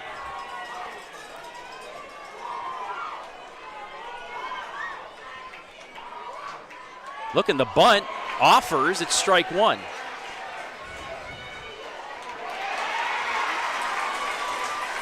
Shadows have now completely made their way to the outfield. Center fielder and left fielder still battling that sun a little bit, but every other position, they're in the shade now. Trying to bunt to get on, do something, but missed on that. She's going to offer again, bunts it right to 3rd. Fielded, the throw to 2nd is high, but they got her. It took her time with that one, did not need to rush it. She knew the play instantly. She was sprinting down that line as soon as she saw bunt shown and scoops it up, makes a nice play. And a nice play by Taylor Mead at first, just stretching upwards, keeping her foot on the bag, and there's 2 down now, back for the top of the order, starting the 3rd time around, and Peyton Kincaid, who's 0 for 2 with a strikeout, looking at a flyout. Big to get those first 2 out before the top of the order. You never want to allow that bottom of the order to get on base for the top half. First pitch swinging, fouls it off to the left. It's 0-1, and again, Bocock is ahead in the count. She got her hands around so quickly there. That one was really inside. I like to call those the Jose Ramirez foul balls. It looks like it's going to hit the hitter, and they just get way out in front of it and foul it off. But as you say, Travis, another first pitch strike. That has been the recipe for success all evening. The 0-1 changeup pops her up the right, running in, but it's going to drop, and it gets past the right fielder. Going around first to 2nd, it's a double for Kincaid. It took a weird hop.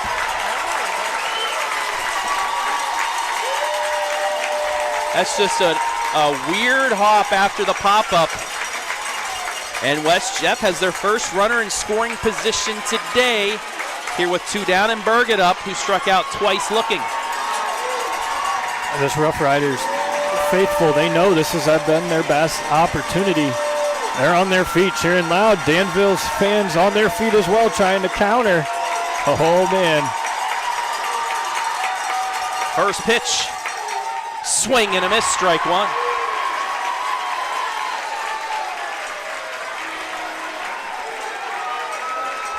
Jenna Mannon on deck. She is fiending for an opportunity to have some runners on base. Bocock needs to get this batter to get to the 7th. The 0-1. Outside corner, strike 2. Now Bocock can play around a little bit. Has a couple pitches to play with. You don't want to leave it out in the middle for the 2-hitter to hit. Berget with 26 RBI on the season. She can make you pay as a freshman. The 0-2. Little chopper back to Bocock. Throw to first. Danville gets out of it. West Jeff puts their first runner in scoring position, but Bocock sawed her off to end the 6th inning. We head to the 7th. We are still scoreless in the D6 championship.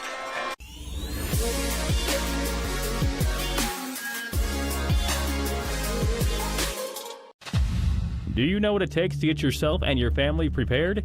Elite Preparedness is here to help, offering training and courses in concealed carry, defensive CCW, tactical pistol, and many more. We also have an on-site indoor gun range and a retail, firearms, ammo, and preparedness supply store, serving a growing public and private need for all hazards preparedness with a professional and personal approach. Contact Elite Preparedness today, 740-263-1234, or at 25580 Bell Church Road.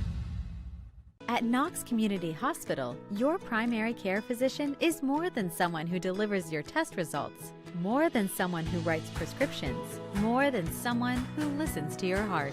We are your healthcare partner who takes the time to know you, listen to your concerns, and provide you with expert personalized care to make and keep you well. Because to us, you're more than just numbers on a chart. You're a neighbor and a friend. Knox Community Hospital, in the community, for the community.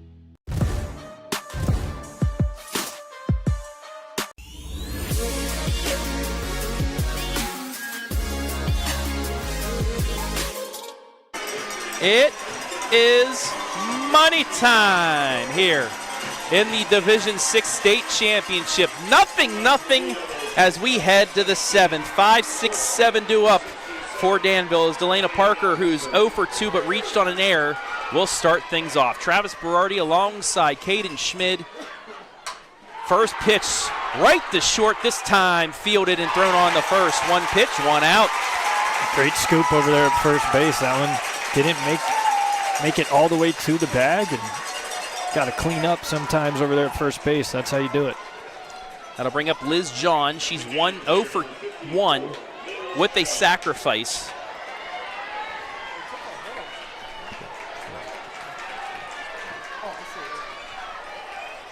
Both teams with 2 hits in the game.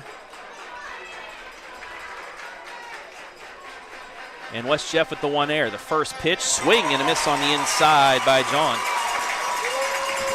Aggressive from Danville here. It's been rare they've offered at that first pitch. Had a first pitch out, now a first pitch swing and a miss. Trying to get on top of Mannon early in the count now.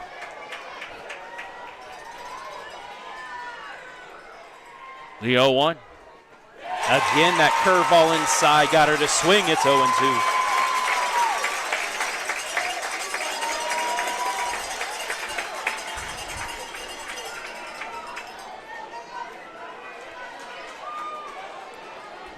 Nothing here.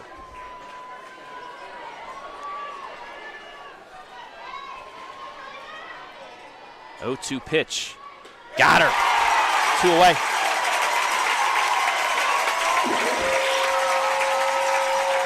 Just blew it past her. Yeah. That'll bring up Taylor Mead. Walked and stole a base in the second, grounded out to short in the 4th. Mead, the 7-hitter, you'd like to at least get 1 base runner on to switch things over in case this goes extras. But Bocock will be facing 2-3-4 or 3-4-5. First pitch fouled off, 0-1.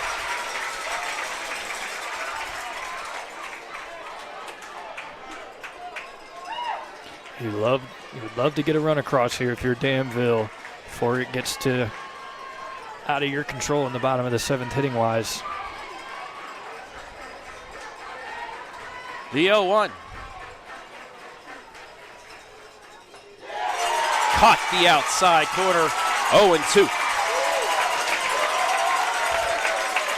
6 pitches, 6 strikes, 2 outs, and a 0-2 count for Mannon here in the 7th.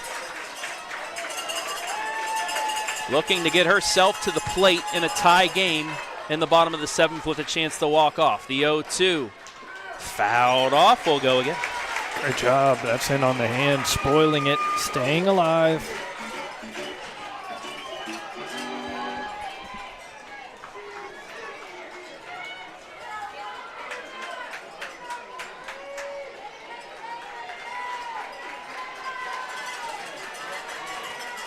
Mannon gets the sign again. Another 0-2 to Mead. It's low, bounces, 1-2. This isn't the first game I've seen here at Firestone that was nothing into the 7th. Hillsdale against Bradford back in 2018. Sidney Long and company. Hillsdale walked off in the bottom of the 8th on a wild pitch to win 1-0. They end up winning the state championship that year. The 1-2. Swing and a miss, strike 3. Cold-blooded. 7 Ks for Mannon. She's going to come up to start the bottom of the 7th and a chance to walk off West Jeff for the state title after the break.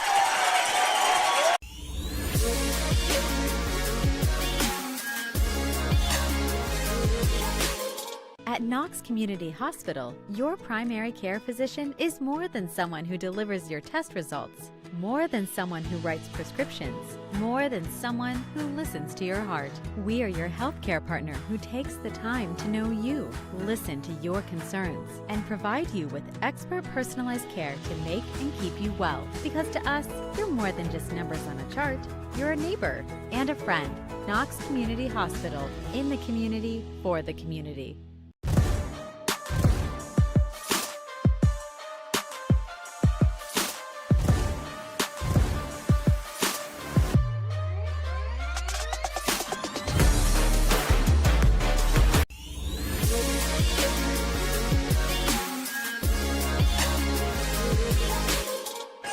Bottom of the 7th, 0-0 the score, and Jenna Mannon up to the plate. 2 hits on each side, no runs on each side as we start the bottom of the 7th. West Jeff can walk off to win a state championship here, but Addie Bocock has something to say about that. First pitch to Mannon. Line down the line, base hit. It's fielded quick, the throw into second, it's a leadoff double. The first time a leadoff hitter's on.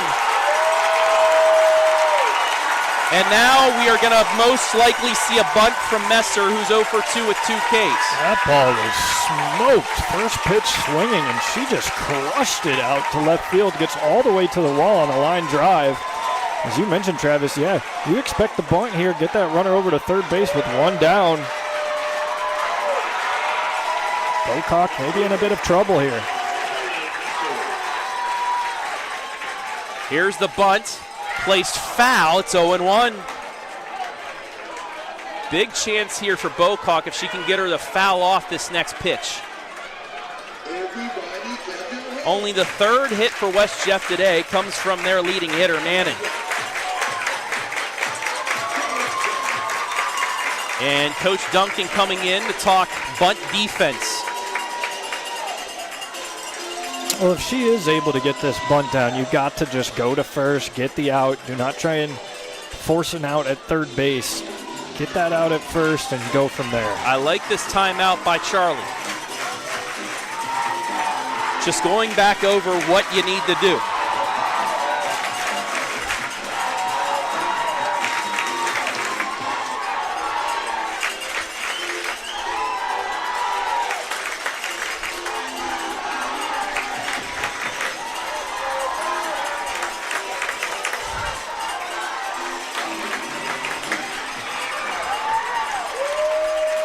No balls and 1 strike.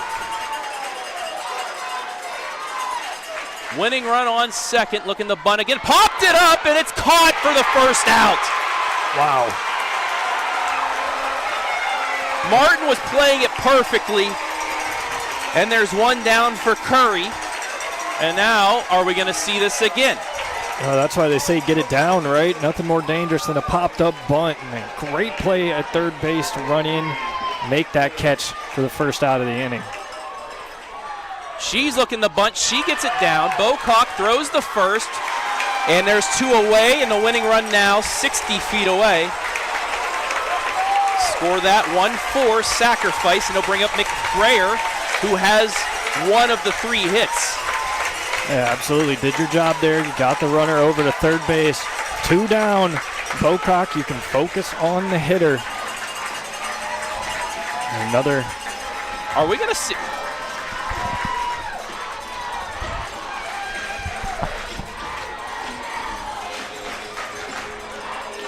I'm interested to see if he's asking, should we go sack suicide squeeze here? Oh, it's something you got to be ready for defensively. Try and manufacture a run. if you're West Jefferson. Let's see. Couldn't lay down the first bunt. Popped it up. Second one. It gets down. Sacrifice. It's 2 outs. What is the call here?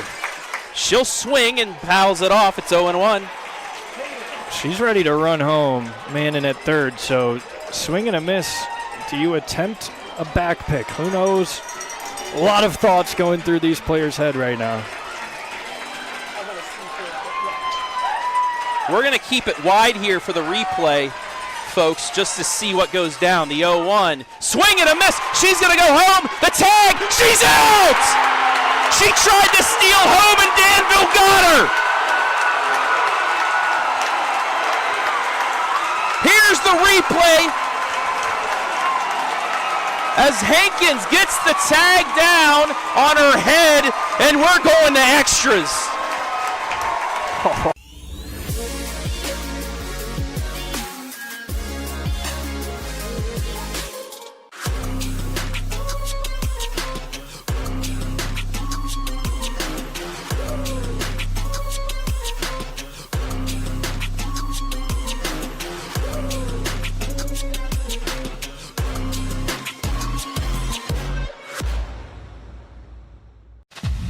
Do you know what it takes to get yourself and your family prepared? Elite Preparedness is here to help, offering training and courses in concealed carry, defensive CCW, tactical pistol, and many more. We also have an on-site indoor gun range and a retail, firearms, ammo, and preparedness supply store, serving a growing public and private need for all hazards preparedness with a professional and personal approach. Contact Elite Preparedness today, 740-263-1234, or at 25580 Bell Church Road.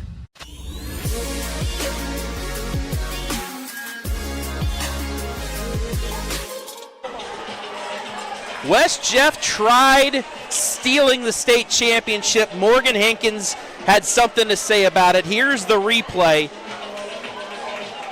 She took off with the pitch. It got missed, and Hankins said, "What are you doing?"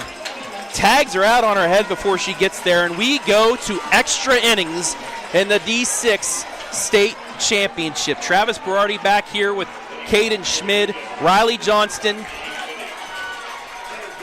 Riley Geog, and then the top of the order due up for the Devils.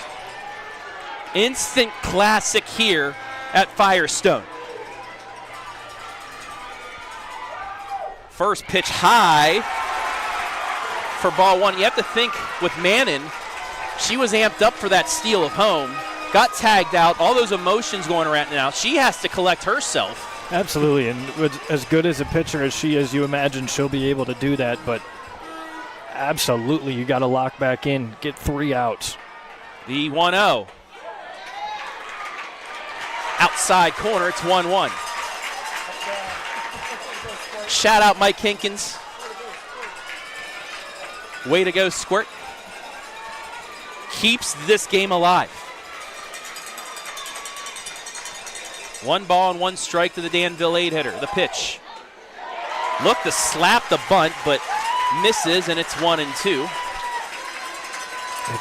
Kind of brought that bat around at the very last second there, not able to make contact. Popped out the second and then tried the bunt and popped out to the pitcher in her second at bat.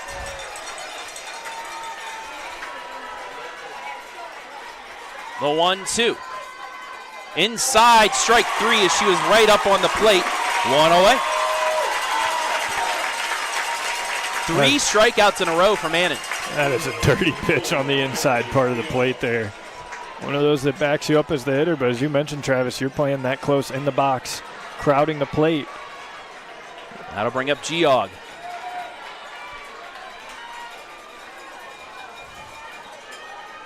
Two strikeouts looking on the day. First pitch. She's looking to bunt, pulls back, ball 1. 500 of you listening to me. And Mr. Schmid. They're more for you, Caden, than me, but I don't know. I don't know about that. I don't know about that, Travis. The 1-0 to the 9-hitter.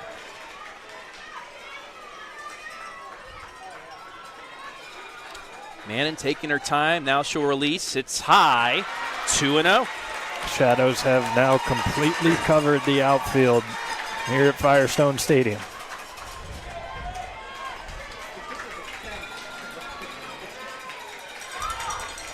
Now, to mess with you, there is a little bit of the corner in right field that still has sun. That is true. That is true.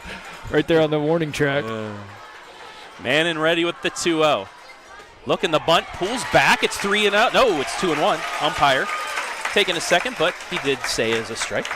Yeah, all day today these umpires have had some late strike. They're calling it out loud, but the motion itself. Well, yeah, exactly. Late. And when you have headsets on, it's hard to hear.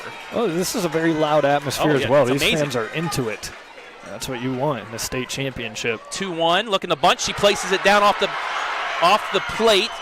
One umpire says foul, though, as it was fielded. So it's 2-2. It's not an out. Hey, get away with one there if you're Danville, maybe. Looked like the home plate umpire. I think it hit her as it came out, bounced and hit her, and the umpire at first saw that and called foul. She was in the box when it was bunted, so she'll get new life here. And now, coach is going to come out and ask what happened. Well, yeah, you think the home plate umpire has the best view of that. But it wasn't behind him, so, yes. You know, that's why you have other umpires here. You have a four-man crew in the state championship, so you have a lot more eyes on the play. That's that luxury of having the four-umpire crew. Hey, you just want to get the calls right. So, after the discussion, the count goes to 2-2. Kaylee Martin, the top of the order, due up on deck.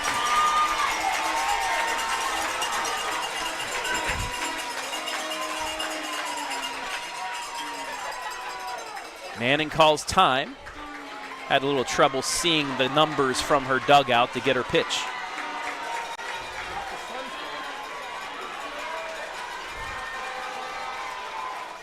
The 2-2. Swing and a miss, strike three, doesn't matter. A ball don't lie moment for West Jeff, 2 away. And back to the top of the order now for Danville.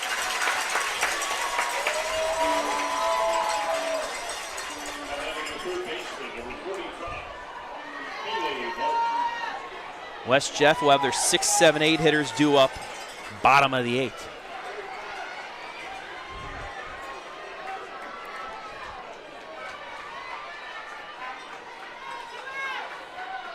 First pitch bounces in there, ball one. That was the 103rd pitch by Mannion. Bartok is only at 84. We'll see if fatigue starts to be a factor. It's still 82 degrees here in Akron at 8 o'clock. The 1-0, high, ball two.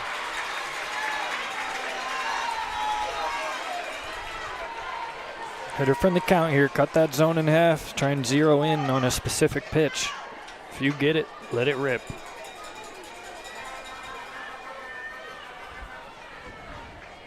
Two 2-0 with 2 down here in the 8th. In there for a strike on the outside. 2-1. Yeah, that's not what she was looking for. Don't have to offer at it. Addie Bocock on deck. Ruby Bartok in the hole. 2-1. The pitch. Line right at first and caught. She hit it hard, but right at McBrayer to make the third out. 1-2-3 goes Danville. We head to the bottom of the 8th. West Jeff again can walk off for the title with a run.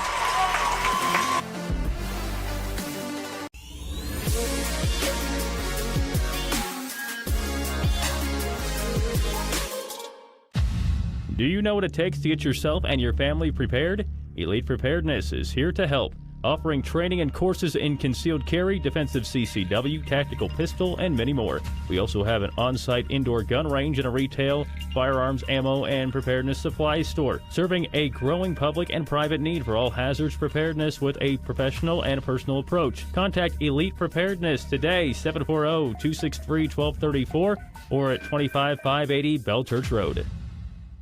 At Knox Community Hospital, your primary care physician is more than someone who delivers your test results. More than someone who writes prescriptions, more than someone who listens to your heart.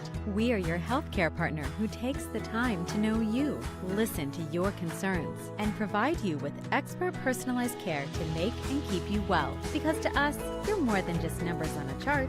You're a neighbor and a friend. Knox Community Hospital, in the community, for the community.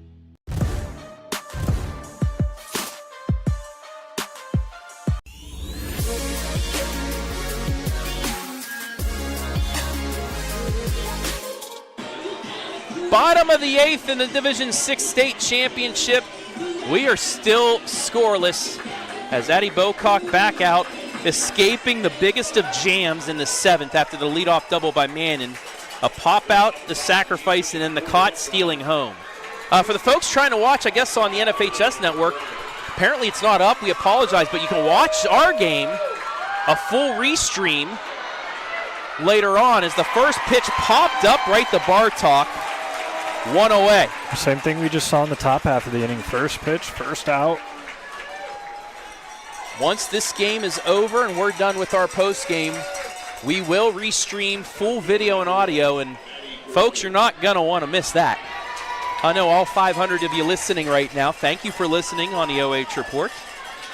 Matty Carruthers 0 for 2 with 2 strikeouts, coming up with 1 down. First pitch is in there by Bocock for a strike. This is, as you mentioned earlier, Travis, this is an instant classic. I mean, these two pitchers, the performance they've put on so far has been so impressive. Who's going to break first? Fouled off, 0-2.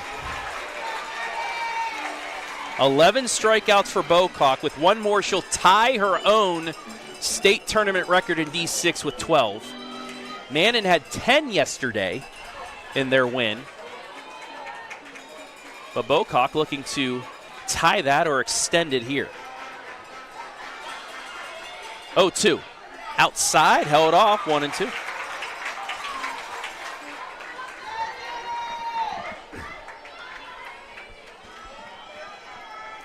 Bocock just wants to get back to bat in the 9th. The heart of their order will be up with her, Bartok, and Hankins. The 1-2 fouled off. Good fight here. Staying alive. Into the 8th inning as well. Bocock only at 90, around 90 pitches. Mannon above 100 at 106.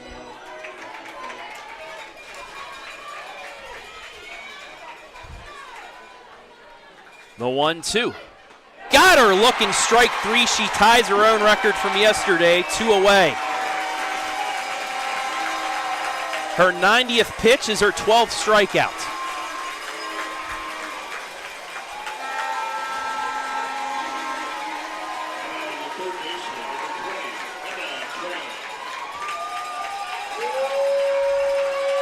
Emma Tryon, 0 for 2 with 2 strikeouts. Also want to get this batter here. That would mean Mannion would be 4th up in the bottom of the 9th as the first pitch a little bit low. It's 1-0. They try and take the game offensively out of Mannion's hands. Bunch of little Danville youngsters running with the shirts off. The mini Devils. 1-0. Outside, ball 2. We got like a Congo line going there.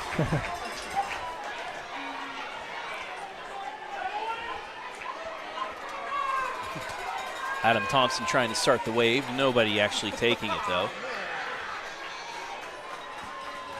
The 2-0. Popped her up. In is the right fielder and makes the sliding catch. Carter comes in, slides on her knees, and makes the catch to end the 8th. 1-2-3 goes West Jeff. As you see the replay as we take it to break. Danville, heart of the order due up in the 9th.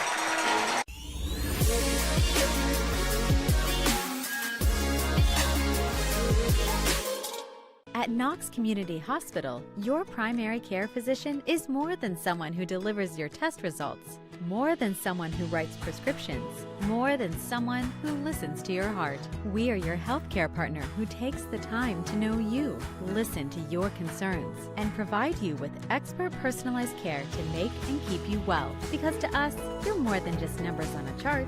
You're a neighbor and a friend. Knox Community Hospital, in the community, for the community.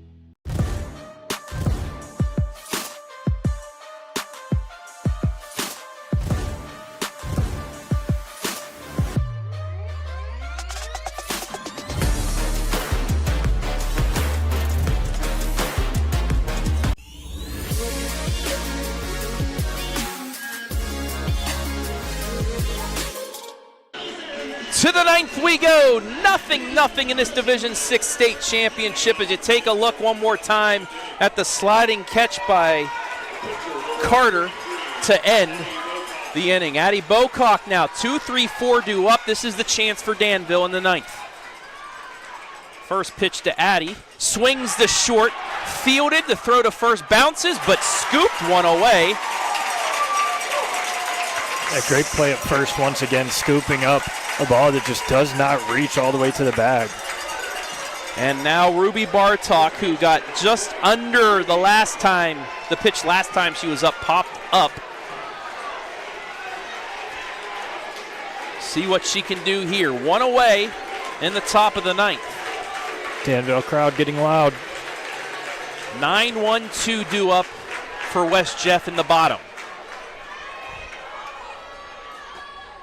First pitch, low and outside, 1-0.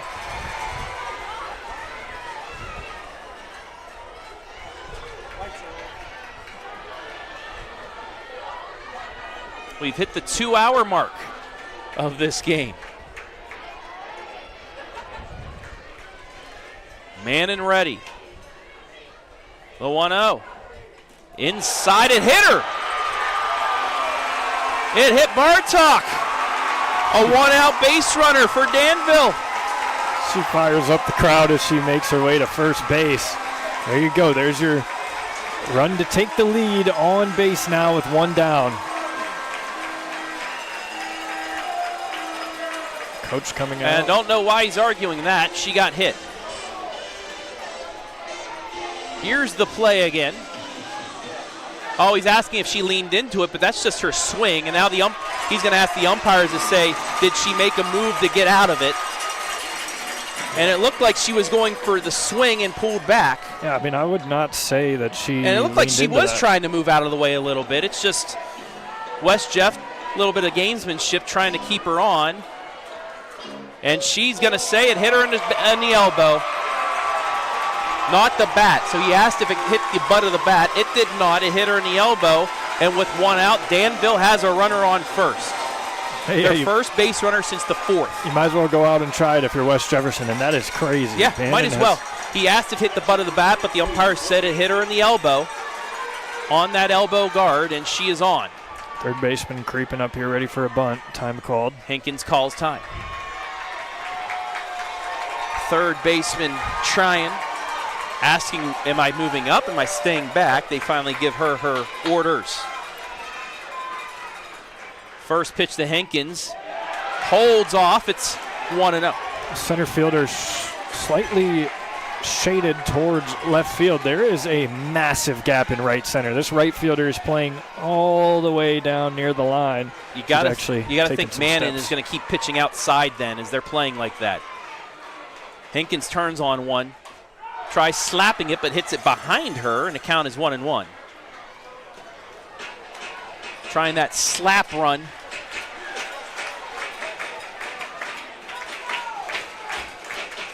Parker on deck. I don't understand why 600 people want to listen to me. They don't. They just want to get updates of the Danville game. Thank you all for listening. This is one of our largest overall audio streams, but this is the largest softball audio stream we've ever had. Thank you all for listening. The 1-1. Fly ball, left field. It is off the top of the fence. Bartok rounding third. She's going to score. Danville has the lead. It's a triple for Morgan Hankins. begins!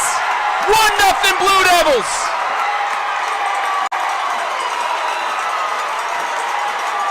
A triple!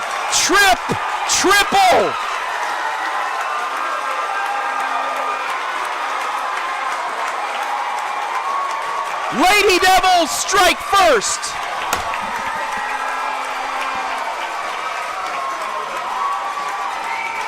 That ball was smoked inside out approach, taking it opposite field. I guess we see why the outfielders were shaded towards left field. That gets off the wall. That is inches away from a homer. The red of the top of the fence. She came that close to making it 2-0. But the most important thing is Danville has broken through in the 9th, and they have a second run at third for Parker. You would love to get this extra insurance run home. And the way it bounced, it got away from the left and center fielder, allowing Bartok to score. Bunt fouled off of Parker trying to go for the squeeze. It's 0-1, and the fans from West Jeff saying she was out of the box when she bunted it, but the umpire at second base said she was still in. Well, and like what we saw back in that 8th inning with Mannion trying to swipe home, the defense has to be ready for this bunt here. They very much so were on that first attempt. The 0-1 to Parker. Bunts it down the first base line, but it goes foul. If it goes left instead of right, it's 2-0. A great awareness from Mannion there, seeing the spin on that ball, realizing it's going foul, calling off the rest of her fielders. Do not touch it.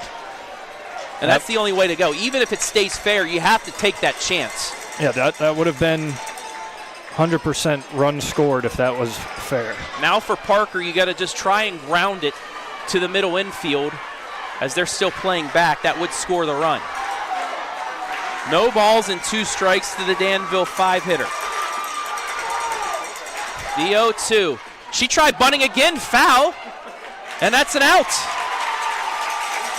That's the risk with 2 strikes. Try and bunt, it goes foul. It's an out, so now 2 down.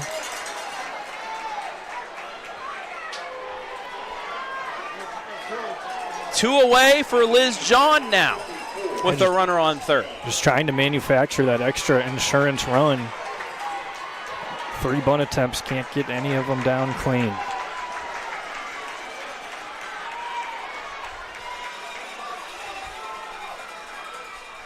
First pitch in there for a strike.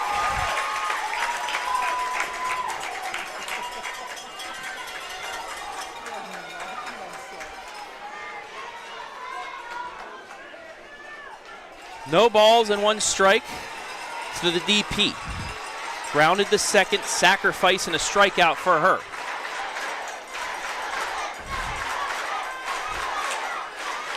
The 0-1. She's trying to bunt it down the line, but goes foul. It's 0-2. Trying to bunt it down that first baseline because McBrayer is playing back. So if you get it past where Mannon is, you could probably reach. But now, John behind 0-2. The 2 strikes, you imagine you don't bunt again, but we did just see that on the last batter. What's the call here? Mannon's 0-2. Ground ball, left side, shortstop's got it, throw to first, not in time! Infield single, 2-0 Danville. Kincaid slid to her right, backhanded it, but got caught up and could not make the throw in time. It's an infield RBI single, it's 2-0 and a big insurance run for the Lady Devils. A super tricky play at shortstop there, running away from first base and kind of lost her balance, not able to fire over in time. Great job getting down the line with great speed. You know, if you read this out, that is an extra insurance run. I don't think anybody is more happy than Addie Bocock right now. And Hankins nearly getting the home run. Doesn't matter, she will score. And it's a big second run because now you have to look at West Jefferson's bottom of the 9th. They'll have their 9-1 2-hitters in case one of them reaches. All Manning could do was maybe tie it with a big fly. So that second run huge right now for Danville. And you go back to the swing and that huge bounce off the wall, allowing her to get to third base. You would say the ball bounced in Danville's favor so far in this ninth. 0-1 to Meade. Hankins, by the way, is a freshman. We're going to see a lot of her the next 3 years. Gutsy. The 0-1 to Meade. Swings and fouls it off. It's 0-2. And you have to go back to the bottom of the seventh. Mannon tried to steal home. Got the swing and miss, and Hankins tagged out Mannon on the head before she could get to the plate to force extras. Hankins doing it all here today. The 0-2. Low, and John's going to steal second base. Yeah, picked the right pitch to go on, just bounced in, and now you steal an extra bag. A base hit could bring home another. Meade had a walk and a stolen base in the second, grounded out in the fourth, struck out in the seventh. And Mannion's pitch count just keeps getting higher and higher. 2 strikes here, though. The 1-2, high and outside, we're even.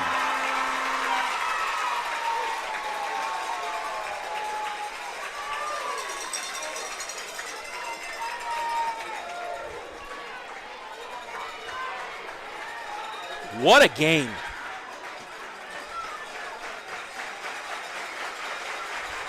Two's on the board.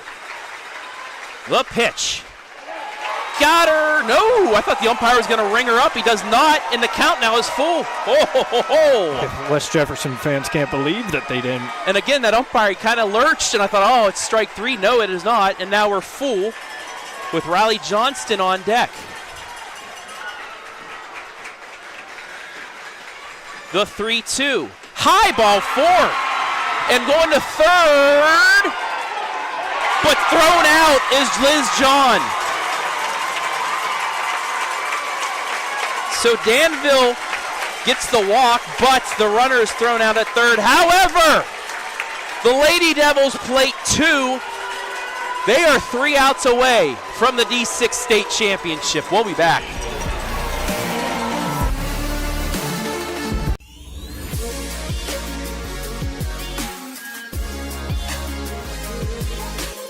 At Knox Community Hospital, your primary care physician is more than someone who delivers your test results, more than someone who writes prescriptions, more than someone who listens to your heart.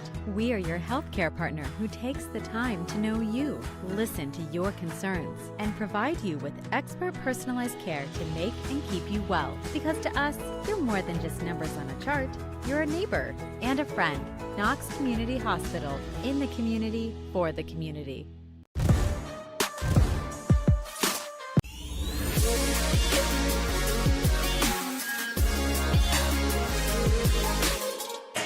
I mean, the way this is going, we might as well stay here and watch the Madison Lady Rams, who will play at 10 a.m. tomorrow. Tim Nicewander finally making it to the Final Four. They will play Louisville. We'll have it at 10 a.m.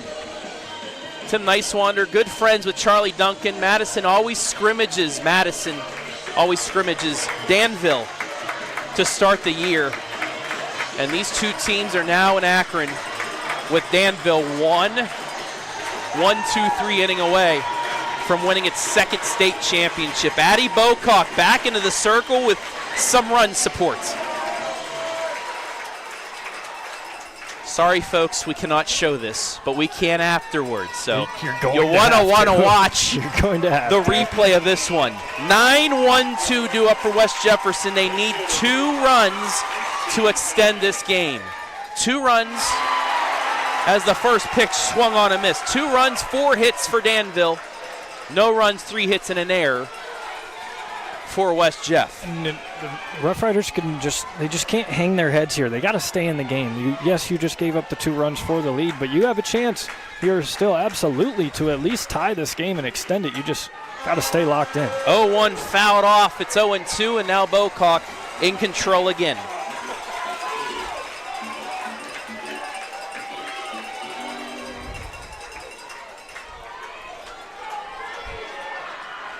No balls, 2 strikes to Dunnigan. The pitch. Just low on the outside corner, 1-2. That was close. The senior right fielder trying to start a rally for West Jeff.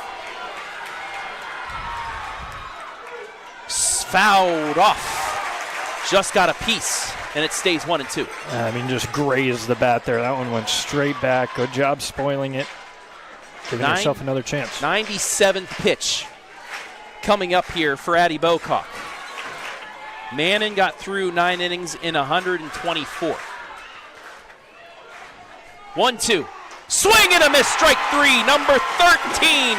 Lucky number 13 on the day for Bocock, 1 away. And why not break the record that you set yesterday? The way you've performed so far. 2 more to go for Bocock. And that'll bring up Kincaid, 1 for 3, a strikeout and a double.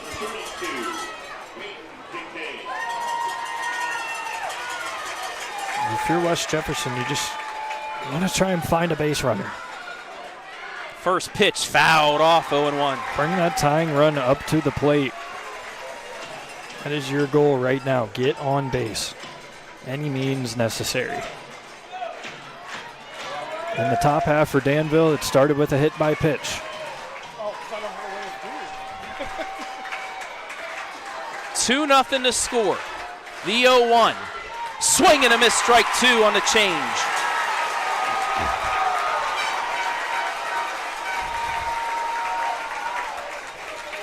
And again, well ahead of the batter. She does not have to force anything for at least 2 pitches, but she can still bite around the corners. The 0-2. Swing and a miss, strike 3, 2 away! 14th K for Bocock. All of Danville on their feet. They're an out away, and at the most now, even if Mannon comes up, it would be to tie the game.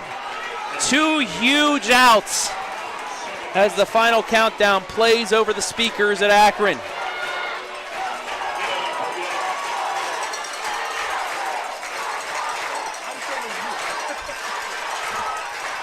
First pitch, ball inside, 1-0.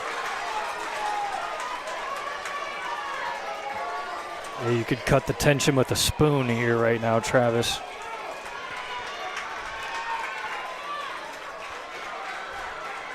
The 1-0 from Addie.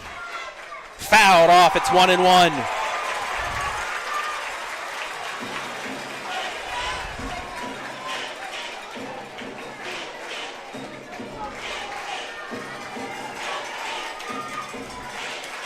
One ball, 1 strike to the West Jeff 2-hitter.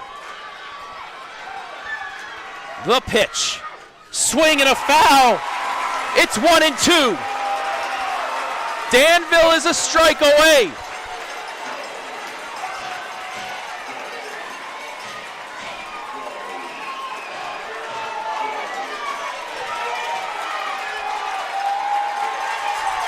Bocock on the rubber. The 1-2, high, 2-2. Try to go back to that high heater that she's gotten so many swing and misses on. That one just a bit upstairs, but changing the eye level. She bring it back down now with the follow-up. Another 2-strike pitch, the 2-2 from Bocock. Fouled off, will go again. Gutsy at bat here, fouling off pitches, staying alive.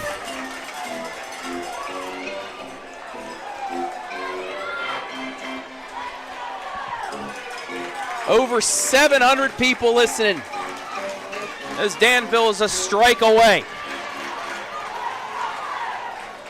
Another 2-2. Fly ball, right field. It is over the right fielder's head. Into second, going for 3. Here's the throw to third, and she's in there. It's a triple, and we will play on. And Mannon will get a chance to possibly tie things up. This West Jefferson faithful have something to cheer for. That ball was smoked. Another inside-out swing, gets all the way to the wall for a triple, just like we saw in the top half, but with no runners on. It doesn't plate one, but you have your best hitter, your Missouri commit, stepping up to the plate. In the bottom of the ninth as the tying run. Whew.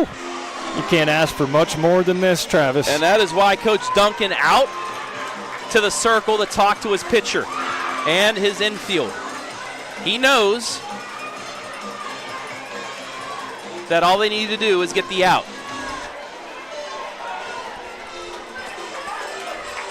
Mannon is 1 for 3. Popped out the first in the first, popped out the short in the fourth, and had that double off the left field fence in the seventh, but was thrown out. And Charlie Duncan is going to walk the winning run to bring the winning run to the plate. Well, you know that Mannion has that power. She could tie this game up with one swing.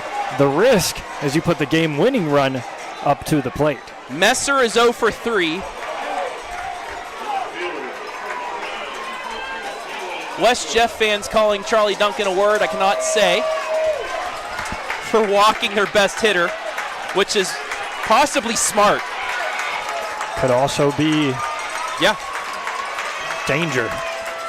First pitch to Messer. Misses low for ball one.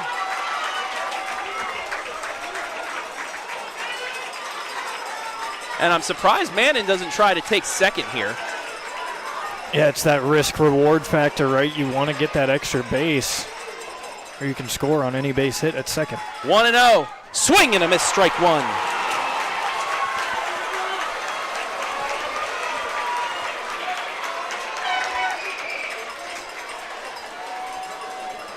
Two strikeouts for Messer and a pop up the third in foul territory on a bunt attempt that tried to bring Mannon into scoring position. The 1-1. Outside, it's 2-1. 900 people listening. It's the tell your family, tell your friends, you not want to miss this ending. Could it be right here? The 2-1. Swing and a miss, strike two. 2-2, Danville again, a strike away.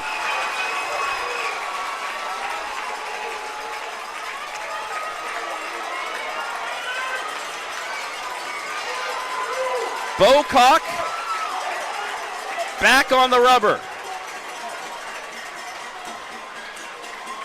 The 2-2. Swing and a miss, strike three. Danville wins the D6 state championship. They did it for you, Scott. They did it for you. We are the champions playing for Danville as they take their second ever state championship. 2-0 in 9. It's a final.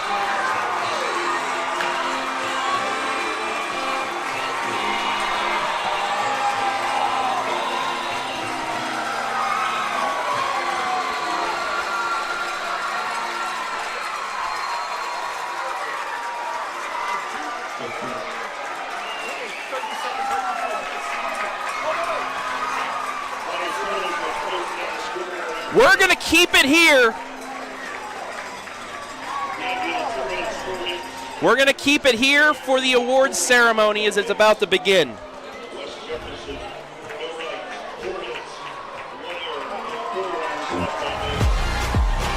As we welcome you into the OHSAA State Championship Medal and Trophy Ceremony.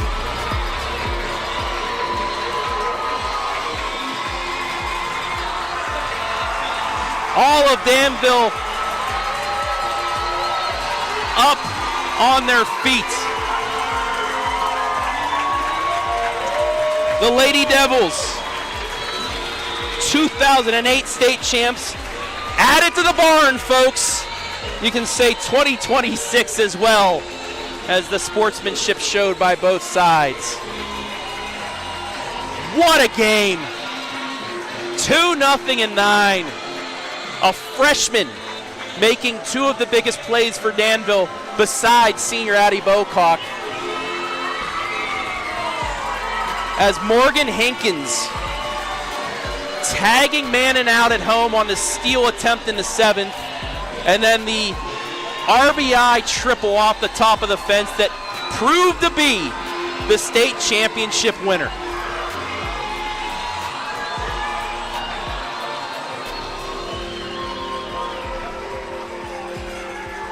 And if you're a West Jefferson fan, it's just tough. KMAC teams knocking out West Jeff in baseball and softball. Northmore is playing in the Final Four, and Danville here tonight, but you have to hand it to West Jeff. What a season, what a pitcher Mannon is. You know they're going to want to get back here next year with her as her senior. Oh, absolutely, and you just hope they don't hang their heads too much. This is a great season that you just had. State runner-ups. Not many people get to say that ever in their lifetime. You came out, you performed today. It was a great game. You can't ask for much more on the diamond if you're West Jefferson, obviously, other than that win. But what a great season it was indeed. And I'm glad it finished now because we don't have a 10th inning on our scoreboard. We had 9, so they finished it right with 9.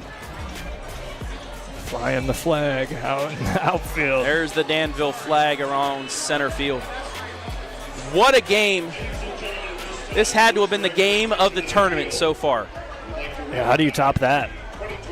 We're going to send it down to the field, and the medal ceremony first for the D6 runners-up in West Jefferson.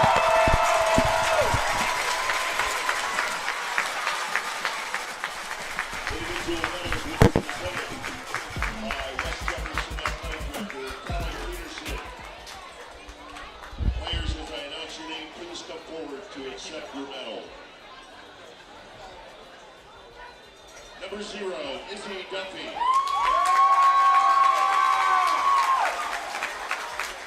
Number 3, Jalen McCormick.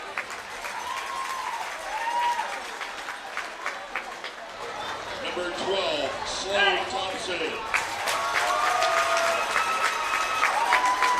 Number 22, Stella Taylor. Number 25, Haley Adams.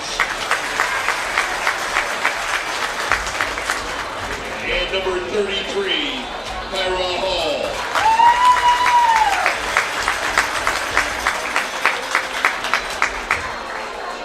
Number 1, Maddie Carruthers.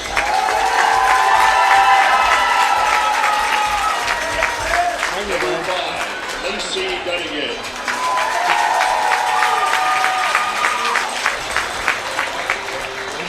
Number 7, Haley McBrayer.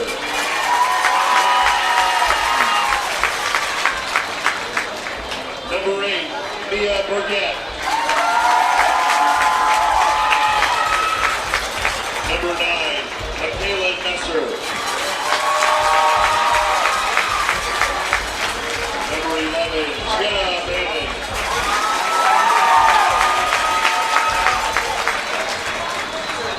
Number 20, Emma Trump.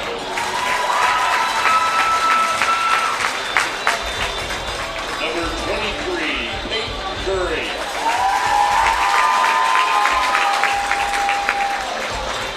And number 32, Peyton Kincaid.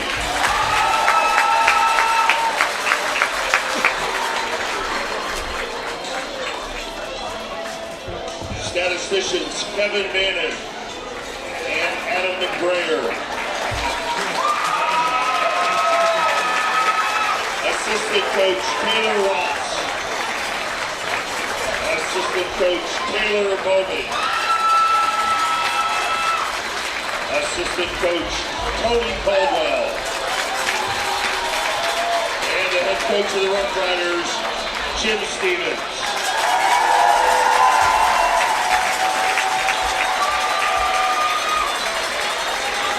Now please welcome OHSAA Director of Sport Administration, John Cronauer, to present the Division 6 State Runner-Up Trophy. Let's give both of these teams a round of applause. What a battle that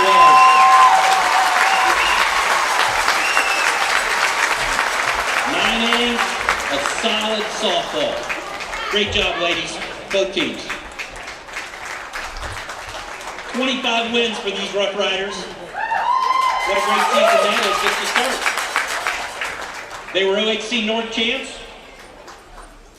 This is their second Final Four appearance.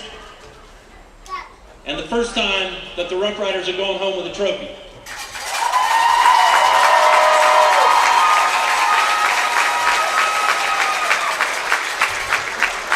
Had a chance to talk to Coach Stevens earlier today, and he said this team really started to gel about midway through the season when they really started to feel more like a family.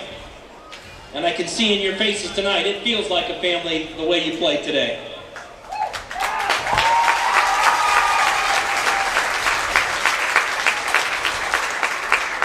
He also said it's great to have talented players, but it takes the talents of every player to make a team like this. Congratulations, ladies.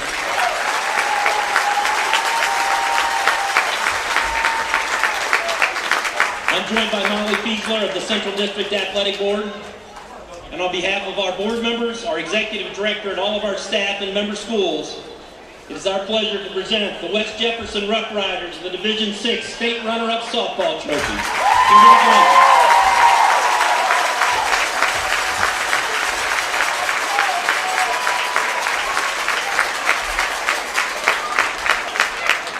Let's have another round of applause for your 2026 OHSAA Division VI State Runners-Up, the Rough Riders from West Jefferson High School.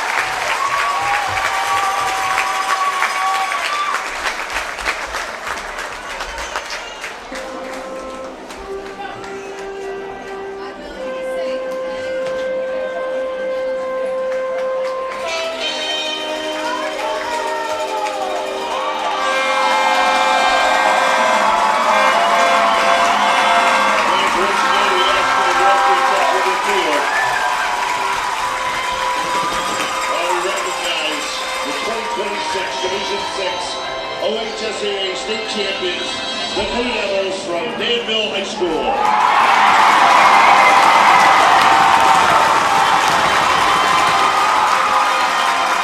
Individual medals were presented by Danville Athletic Director Jill Lyons. Players, please step forward to receive your medal as I call your name. Number 8. Natalie Cosa. Number 10, Charisma Evers. Number 25, Haley King.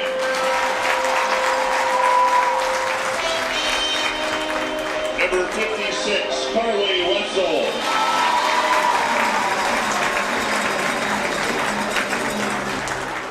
Number 11, Riley Johnston.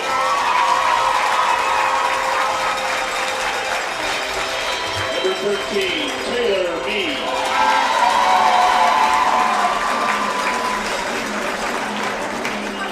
Number 20, Ruby Bartok.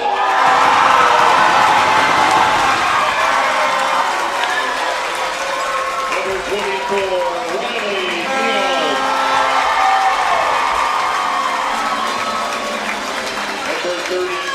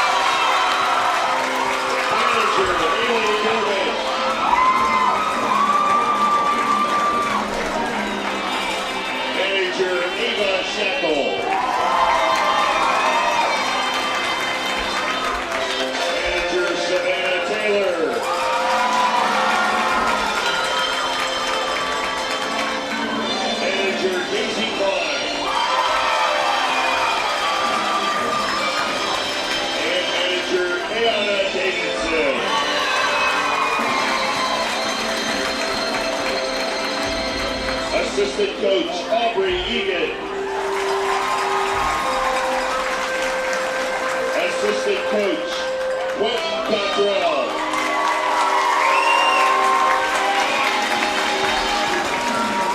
Assistant Coach Jamie Groberg. Assistant Coach Shane Cofield. And the head coach of the Blue Devils, Charlie Duncan.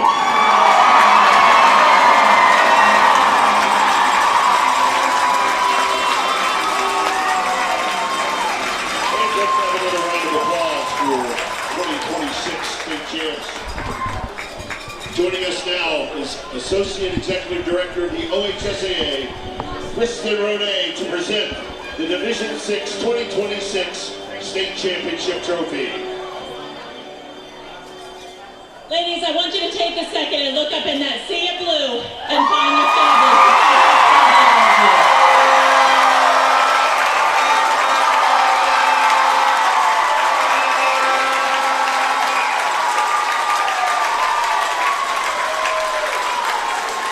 What an incredible season for these Danville Blue Devils. Tremendous pitching, outstanding offense, and explosive defense as well. These girls battled every single day. And your season was highlighted with so many good things. 3 consecutive KMAC championships for these seniors.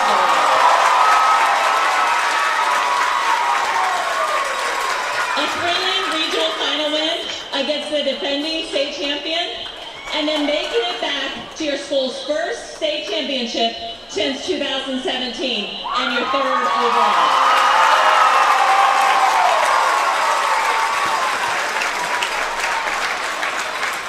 Finishing the season with 25 wins, and now you have the tremendous honor of taking home your school's 2nd state championship trophy in the sport of soccer.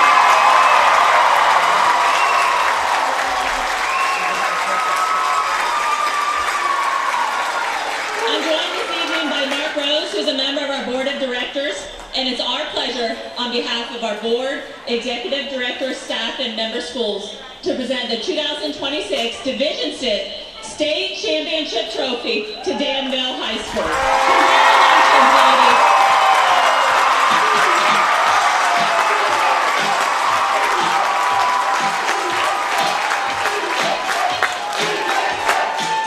Let's have another round of applause for both teams for an outstanding Division 6 championship game. Congratulations. The West Jefferson Rough Riders, an outstanding season in Division 6 state runners-up, and your 2026 OHSAA Division 6 state champions, the Danville Blue Devils.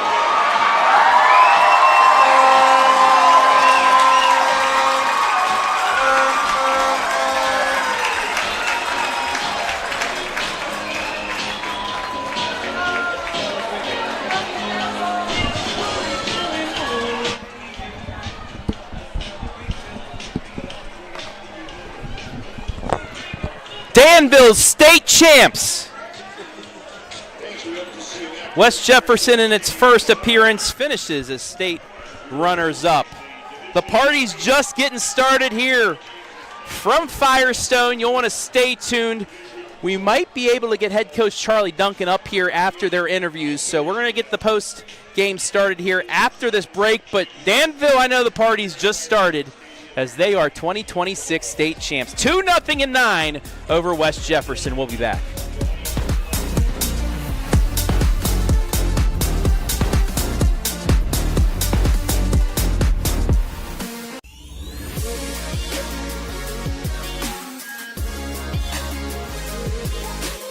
At Knox Community Hospital, your primary care physician is more than someone who delivers your test results, more than someone who writes prescriptions, more than someone who listens to your heart. We are your healthcare partner who takes the time to know you, listen to your concerns, and provide you with expert personalized care to make and keep you well. Because to us, you're more than just numbers on a chart. You're a neighbor and a friend. Knox Community Hospital, in the community, for the community.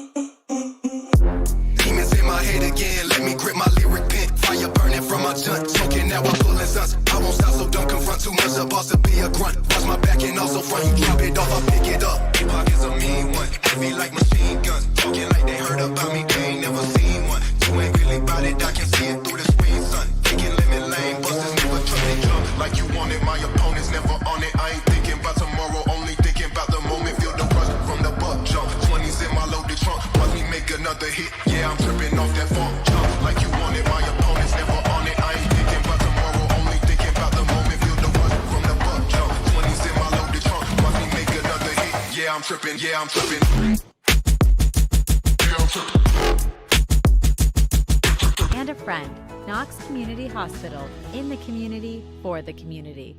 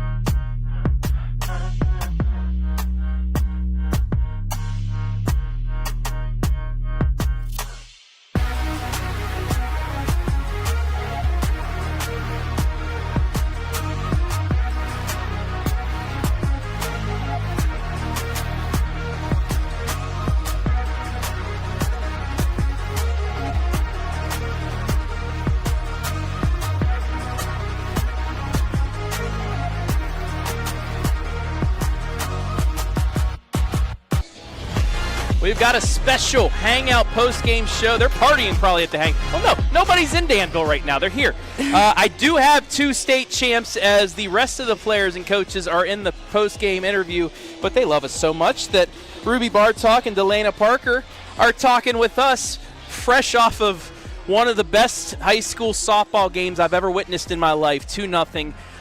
Ruby, first of all, you just take me through the emotions of this one. It's 0-0. Both teams not doing much. They try to steal home to win the game. You get them out there, and then you finally score. Just take me through this whole game, because it's got to be exhausting out there playing a game like this. First of all, we definitely knew that we had to get on the pitcher right away, but we definitely were doing well at getting on her, but we couldn't get the ball in play. We were not hitting gaps at all. So we knew we had to do something. Then as soon as I got on, I think that got everybody up. The fan was going crazy. Yeah. So they really helped us, I feel, then get that next hit from Morgan. Yeah. And it brought everybody else back up again. I mean, I actually turned to Caden before the top of the inning and said, this is their chance. This is your chance. You have the 2, 3, 4 hitters due up, the heart of your order. If it's a time to do it, it's now. You got hit on the elbow. Yeah.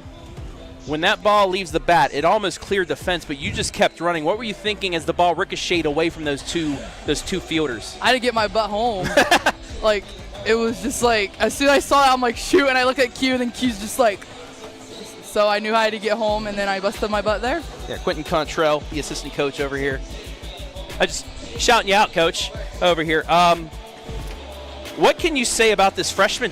First, the steal home, she tags out the best player from West Jefferson on the head before she can reach in there, and then she comes up with one of the most clutch hits in Danville history. What can you say about a freshman, no longer a freshman now, but about her and her performance today? She's a stud. She's amazing. Morgan, she gets the job done. She is very hard on herself, but obviously it shows because she did really well today, and I'm very proud of her and everybody.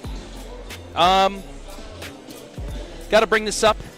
Scott Mickley was out for treatment today, but he sent his well wishes. Yes. Just how awesome is it to win it, not only for you guys, but to win it for him and everything he's given to Danville. He gave me the shirt and said, will you wear this for me? I said, I absolutely will if it'll help Danville win. But, I mean, what can you say about that, man, and being able to win a state championship in front of him? It's amazing.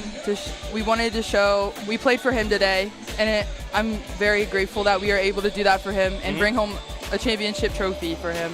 Yeah, it's so awesome. All right, I'm going to let Delana talk for a little bit, but Ruby, also shout out for that home run yesterday. That was you crushed that one. That was awesome. Now we welcome in Delana Parker. She's a freshman as well. You reached on an error. You played some good ball at shortstop as well. A couple of big ground outs that you're able to field, a couple pop outs as well. What can you say about your pitcher? She set a Division VI tournament record in a game last night. She broke it tonight.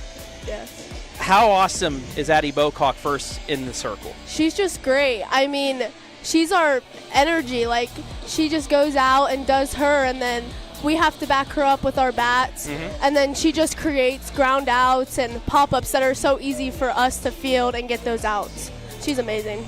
As freshmen, you've won a state championship. You have a lot of good freshmen coming back. Yes. Just what does that set? How does that set the bar for Danville softball to come? I'm not saying anything about you guys celebrate as much as you want for the next few weeks, but then you get in the summer ball. But what does that say, being a freshman, winning a state championship, and setting that bar, saying Danville, we are here to stay? Yeah, I mean, we're such a young team, and I just think we have so many more talented freshmen coming up next year that I don't think we're going to struggle much next year. We're just going to be so great and hopefully get back to this. Yeah, and to do it for these seniors as well.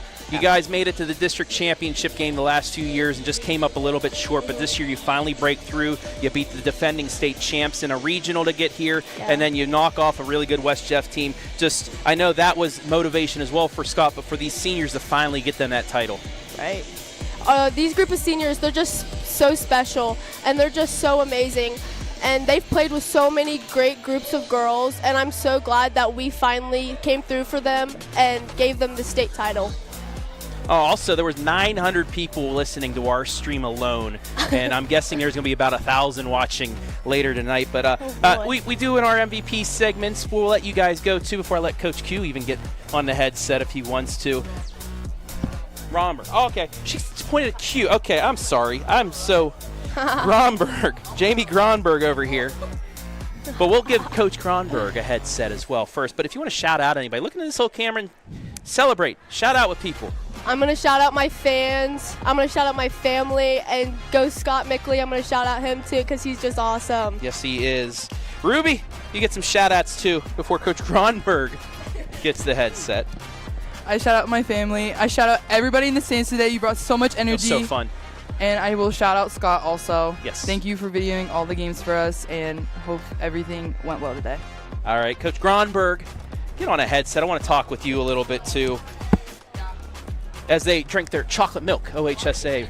Go celebrate, girls. Thank you and congratulations. Coach Gronberg, as you throw the headset on here. We were talking before the game. Yeah. They got a good pitcher, good hitter. Absolutely. We were talking about them, the ability to bunt the ball and things like that, but you guys, we forgot to mention there's Addie Bocock inside the circle, Exactly. and she put up a phenomenal game yesterday, but she was able to top it off today. Talk about that performance and the performance of your defense. You got through that first inning clean, unlike yesterday, and it seemed like you guys were completely locked in. Yeah. Well, let's start out with Addie there. Yeah. Been solid from day one, freshman year. So coming in yesterday, we had all the confidence in the world she'd deliver. You know, like you said, that first inning was we had a little nerves with the freshmen in there and stuff, and we settled in. She delivered on her side. Offensively, they did their job. Coming in today, we were pretty confident as well. Yeah. Knew Addie had it in the circle. What we had to do is make sure we did our job at the plate. Yeah. You guys have played freshmen all year long, and they've come in clutch situations, but your catcher. Yes. First, the heads up. I knew something was down with West Jeff when they had that huddle. I thought they were going to try the squeeze play again, but instead the straight steal. Yes. But your freshman was right on it. She got a little bit startled by it, but immediately jumped down to the plate and tagged her out. Yep. I mean, the presence of mind of that, but then to come up in the ninth inning and go opposite field and almost knock one out of the park to give you the lead. That's a star right there, and she's a freshman. She did it last night as well. Yeah. You know, she come up and she had a couple rough at-bats right off the bat. Talking to her at her approach to the plate there, and we said, hey, you know, keep your head on it. Just do you. Don't get outside yourself. And that's what she did. And she delivered there on that big hit. Yeah. As far as that play at the plate, that's just plate awareness from her. You know. That freshman group is a result from our junior high program. Yeah. It is very good. Coach Duncan works with those coaches and those girls all the time. So when those freshmen come up, they're ready for varsity. Yeah. So it's a good situation for us. I mean, what an awesome game. I mean, it was awesome. I told the girls that was the best high school softball game I've ever witnessed. Yes. Just the way that two very good pitchers going to college for this sport. Yes. Going back and forth, clutch hits, big plays, but then Danville is able to make the final ones to get it. I'm telling you, the energy from the crowd, from the fans, from Danville themselves. Yes. Just that's what fed us. And there's a lot of times those girls could got down and put their head down, walked in the dugout. leadoff double in the bottom of the seventh, you think, but yeah, exactly. But we buckled down. They felt that energy, and we did Danville things. You might want to start calling Darcy Field Tough Street. Exactly. I like it. I'm going to let you do some shout-outs before I let you go and start the celebration. Yeah. But look into the camera and go for it as long as you want, Coach. Absolutely. Scott, brother, hey, we're thinking about you. Take care. Get well. Again, call out to the whole community of Danville. Who didn't make it up here, they're waiting at home for us to get home. We had 900 people listening. That is awesome. And I bet we're going to have that same amount of people watching as well here in a little bit. That is awesome. That's awesome. So, yeah, calling out the whole town of Danville. And then, I'm going to call out all the girls, the alum. The alum come out, support. We had, just the girls on the team themselves. They stuck together all year, and the younger girls, the future Blue Devils. Yes, they were all here. They got to have that want now, that hunger. You want a state championship? Why can't I too? Exactly. All right, Coach Gronberg. Hey, go celebrate, sir. State champs. You. Yes, sir. Yes, sir. That is Coach Gronberg. Also. we're just getting started. We're going to try and get a couple more people here as the party is beginning down the right field line here at Firestone Stadium. We have some fans still here behind home plate as well as the Lady Devils. The 5 beats the 4 as we're back here between the bases for the post-game show as we begin that right now once again. Brought to you by the Hangout, but I mean, unbelievable. The fight of this Danville team all season long, and they come through once again as you take a look at, excuse me, at the final line score. 2's all they needed. 2-4-0, 0-4-1. This is how the game went down. We'll start in the top of the first. Danville actually threatened after Martin grounded out to the pitcher. Addie Bocock singled. A fielder's choice for Ruby. Then Morgan Hinkins, her first hit of the day. They moved the second and third on the throw, but Delana Parker grounded back out to the pitcher off the end of her bat. That ended the threat. Second inning, Danville again. A one-out, excuse me, a one-out walk by Taylor Mead. Stole second base, but a pop out by Johnston, and Riley strikes out. That ended the second. The first hit of the game for West Jeff came with 2 outs in the second, but that was it for against Addie Bocock until the 6th inning, as Addie was once again absolutely great. 15 strikeouts. That is the mark now in Division 6 for a state tournament game, as she was unreal today in a big situation. I believe she's coming up here to talk with us with Coach as well, so we'll get her in a minute. But was great. Danville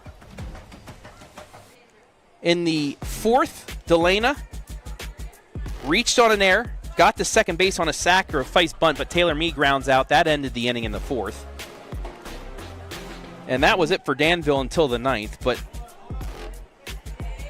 West Jefferson, they threatened. 2 outs in the 6th. Kincaid doubled, but Bocock got a ground out to end that. And then in the 7th, Mannon doubles to start the inning off.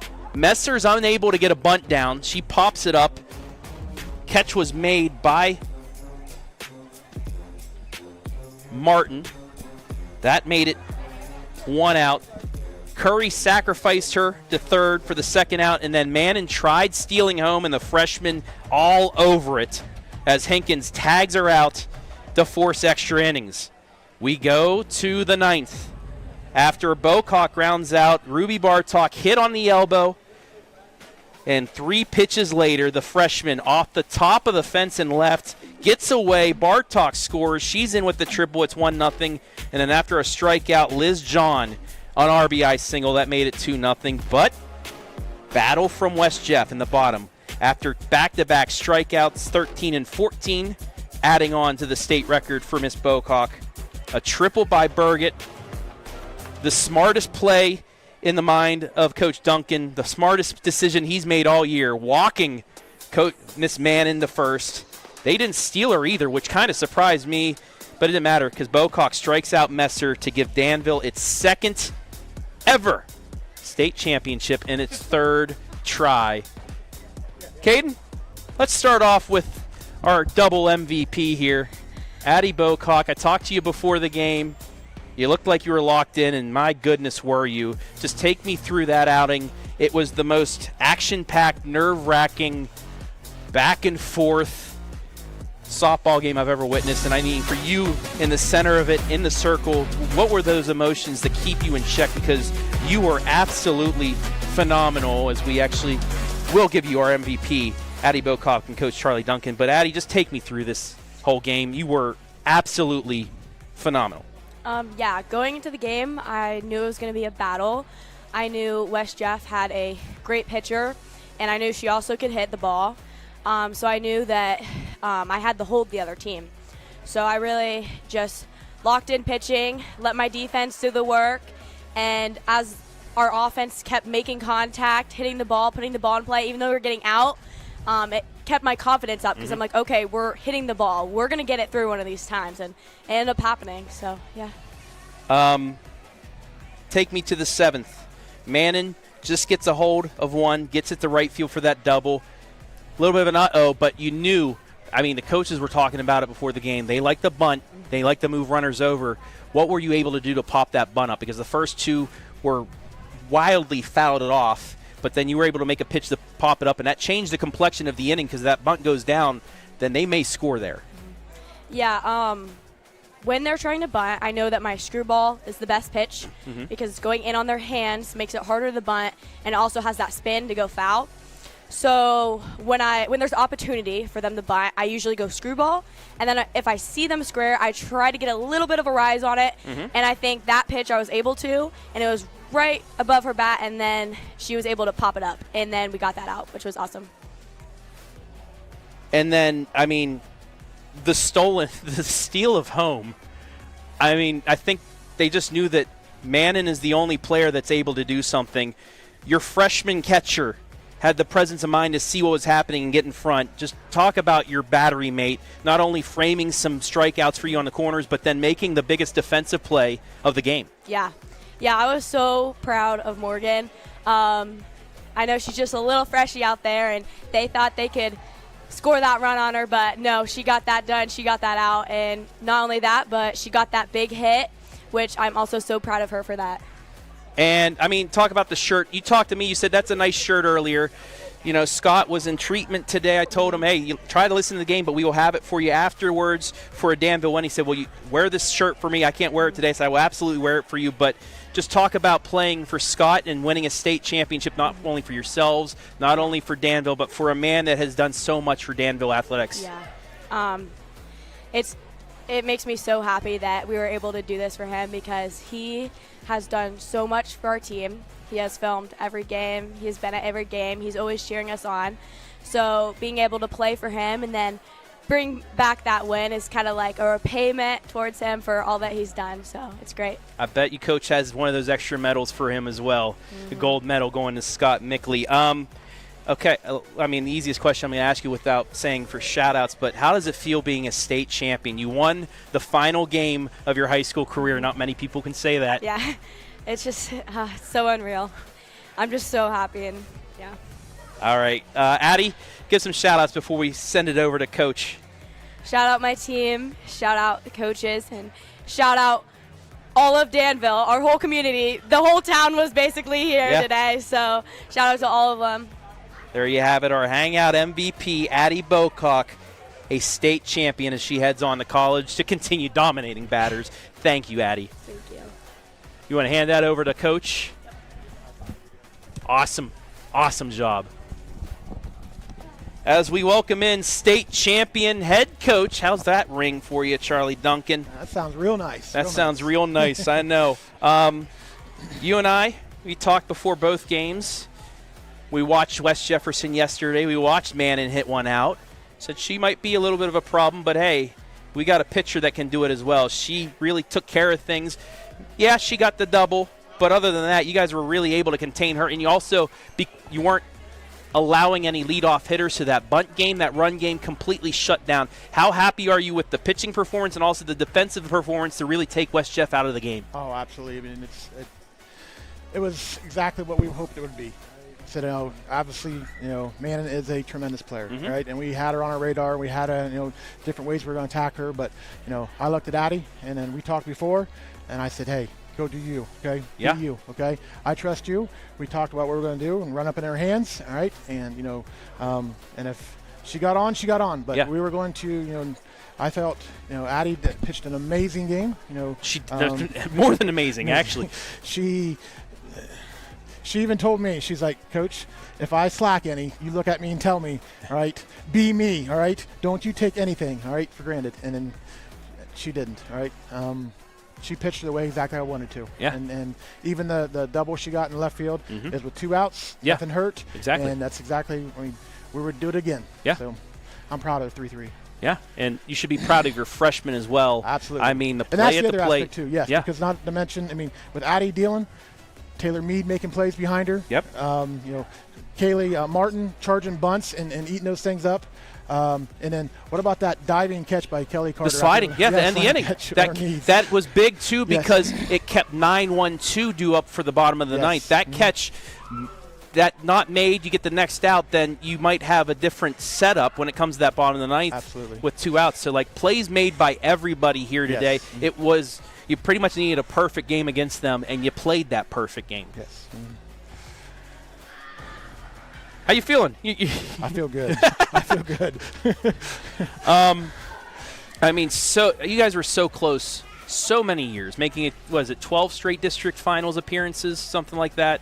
Yeah, I think 14 actually. 14, yeah. It's 14. I mean, it got to the point Yeah. where we're, I mean, we won several in a row, and we actually got a runner-up medal, and we didn't take a team picture, and I was upset about that because I was like, we took some things for granted there for a while. Yeah. But right here, this girl right here promised that we were going to get a gold this year in district. We did that, and then she delivered on a whole lot more. Oh yeah, I mean 1-0 against Tri-Village, 2-0 against what you just beat 2 top 5 teams by shutting them both out. That's saying a lot for your team here. But I talked to her. She was our MVP of the district final, I think, her freshman year down at Pickerington, where you lost. I think it was 2-0 to Mechanicsburg or somebody. And she said, "We have what it takes. We will get past this." It took your senior year, but hey, you were able to to top that off and win a state championship, and that's something you can never take away from these girls. And it's just what a performance. And you got to talk also about those seniors that graduated the last few years that helped create the basis for this team. This has been a process, a building process. I mean we have some seniors that graduated that showed us the way. Each year we have new girls come in and you think we got to rebuild, but not our upperclassmen. They say we reload. They show them how it's done and walk them through things. Sometimes tough times through tough walks, but sometimes it's pat them on the back. But I'm proud of how they got them playing Danville softball there towards the end.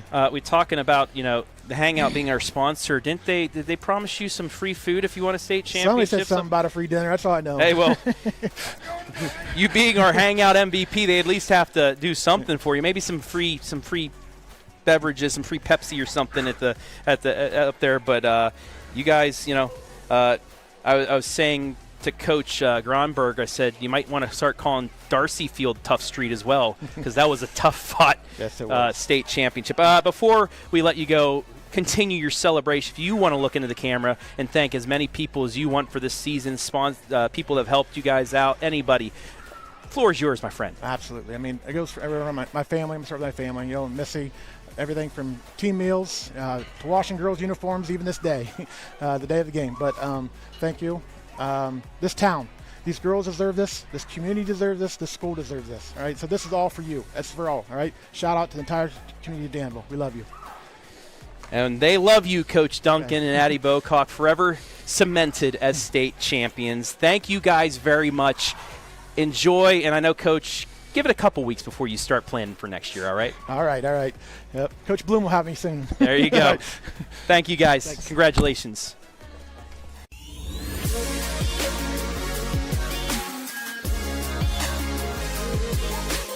At Knox Community Hospital, your primary care physician is more than someone who delivers your test results, more than someone who writes prescriptions, more than someone who listens to your heart. We are your healthcare partner who takes the time to know you, listen to your concerns, and provide you with expert personalized care to make and keep you well. Because to us, you're more than just numbers on a chart. You're a neighbor and a friend. Knox Community Hospital, in the community, for the community.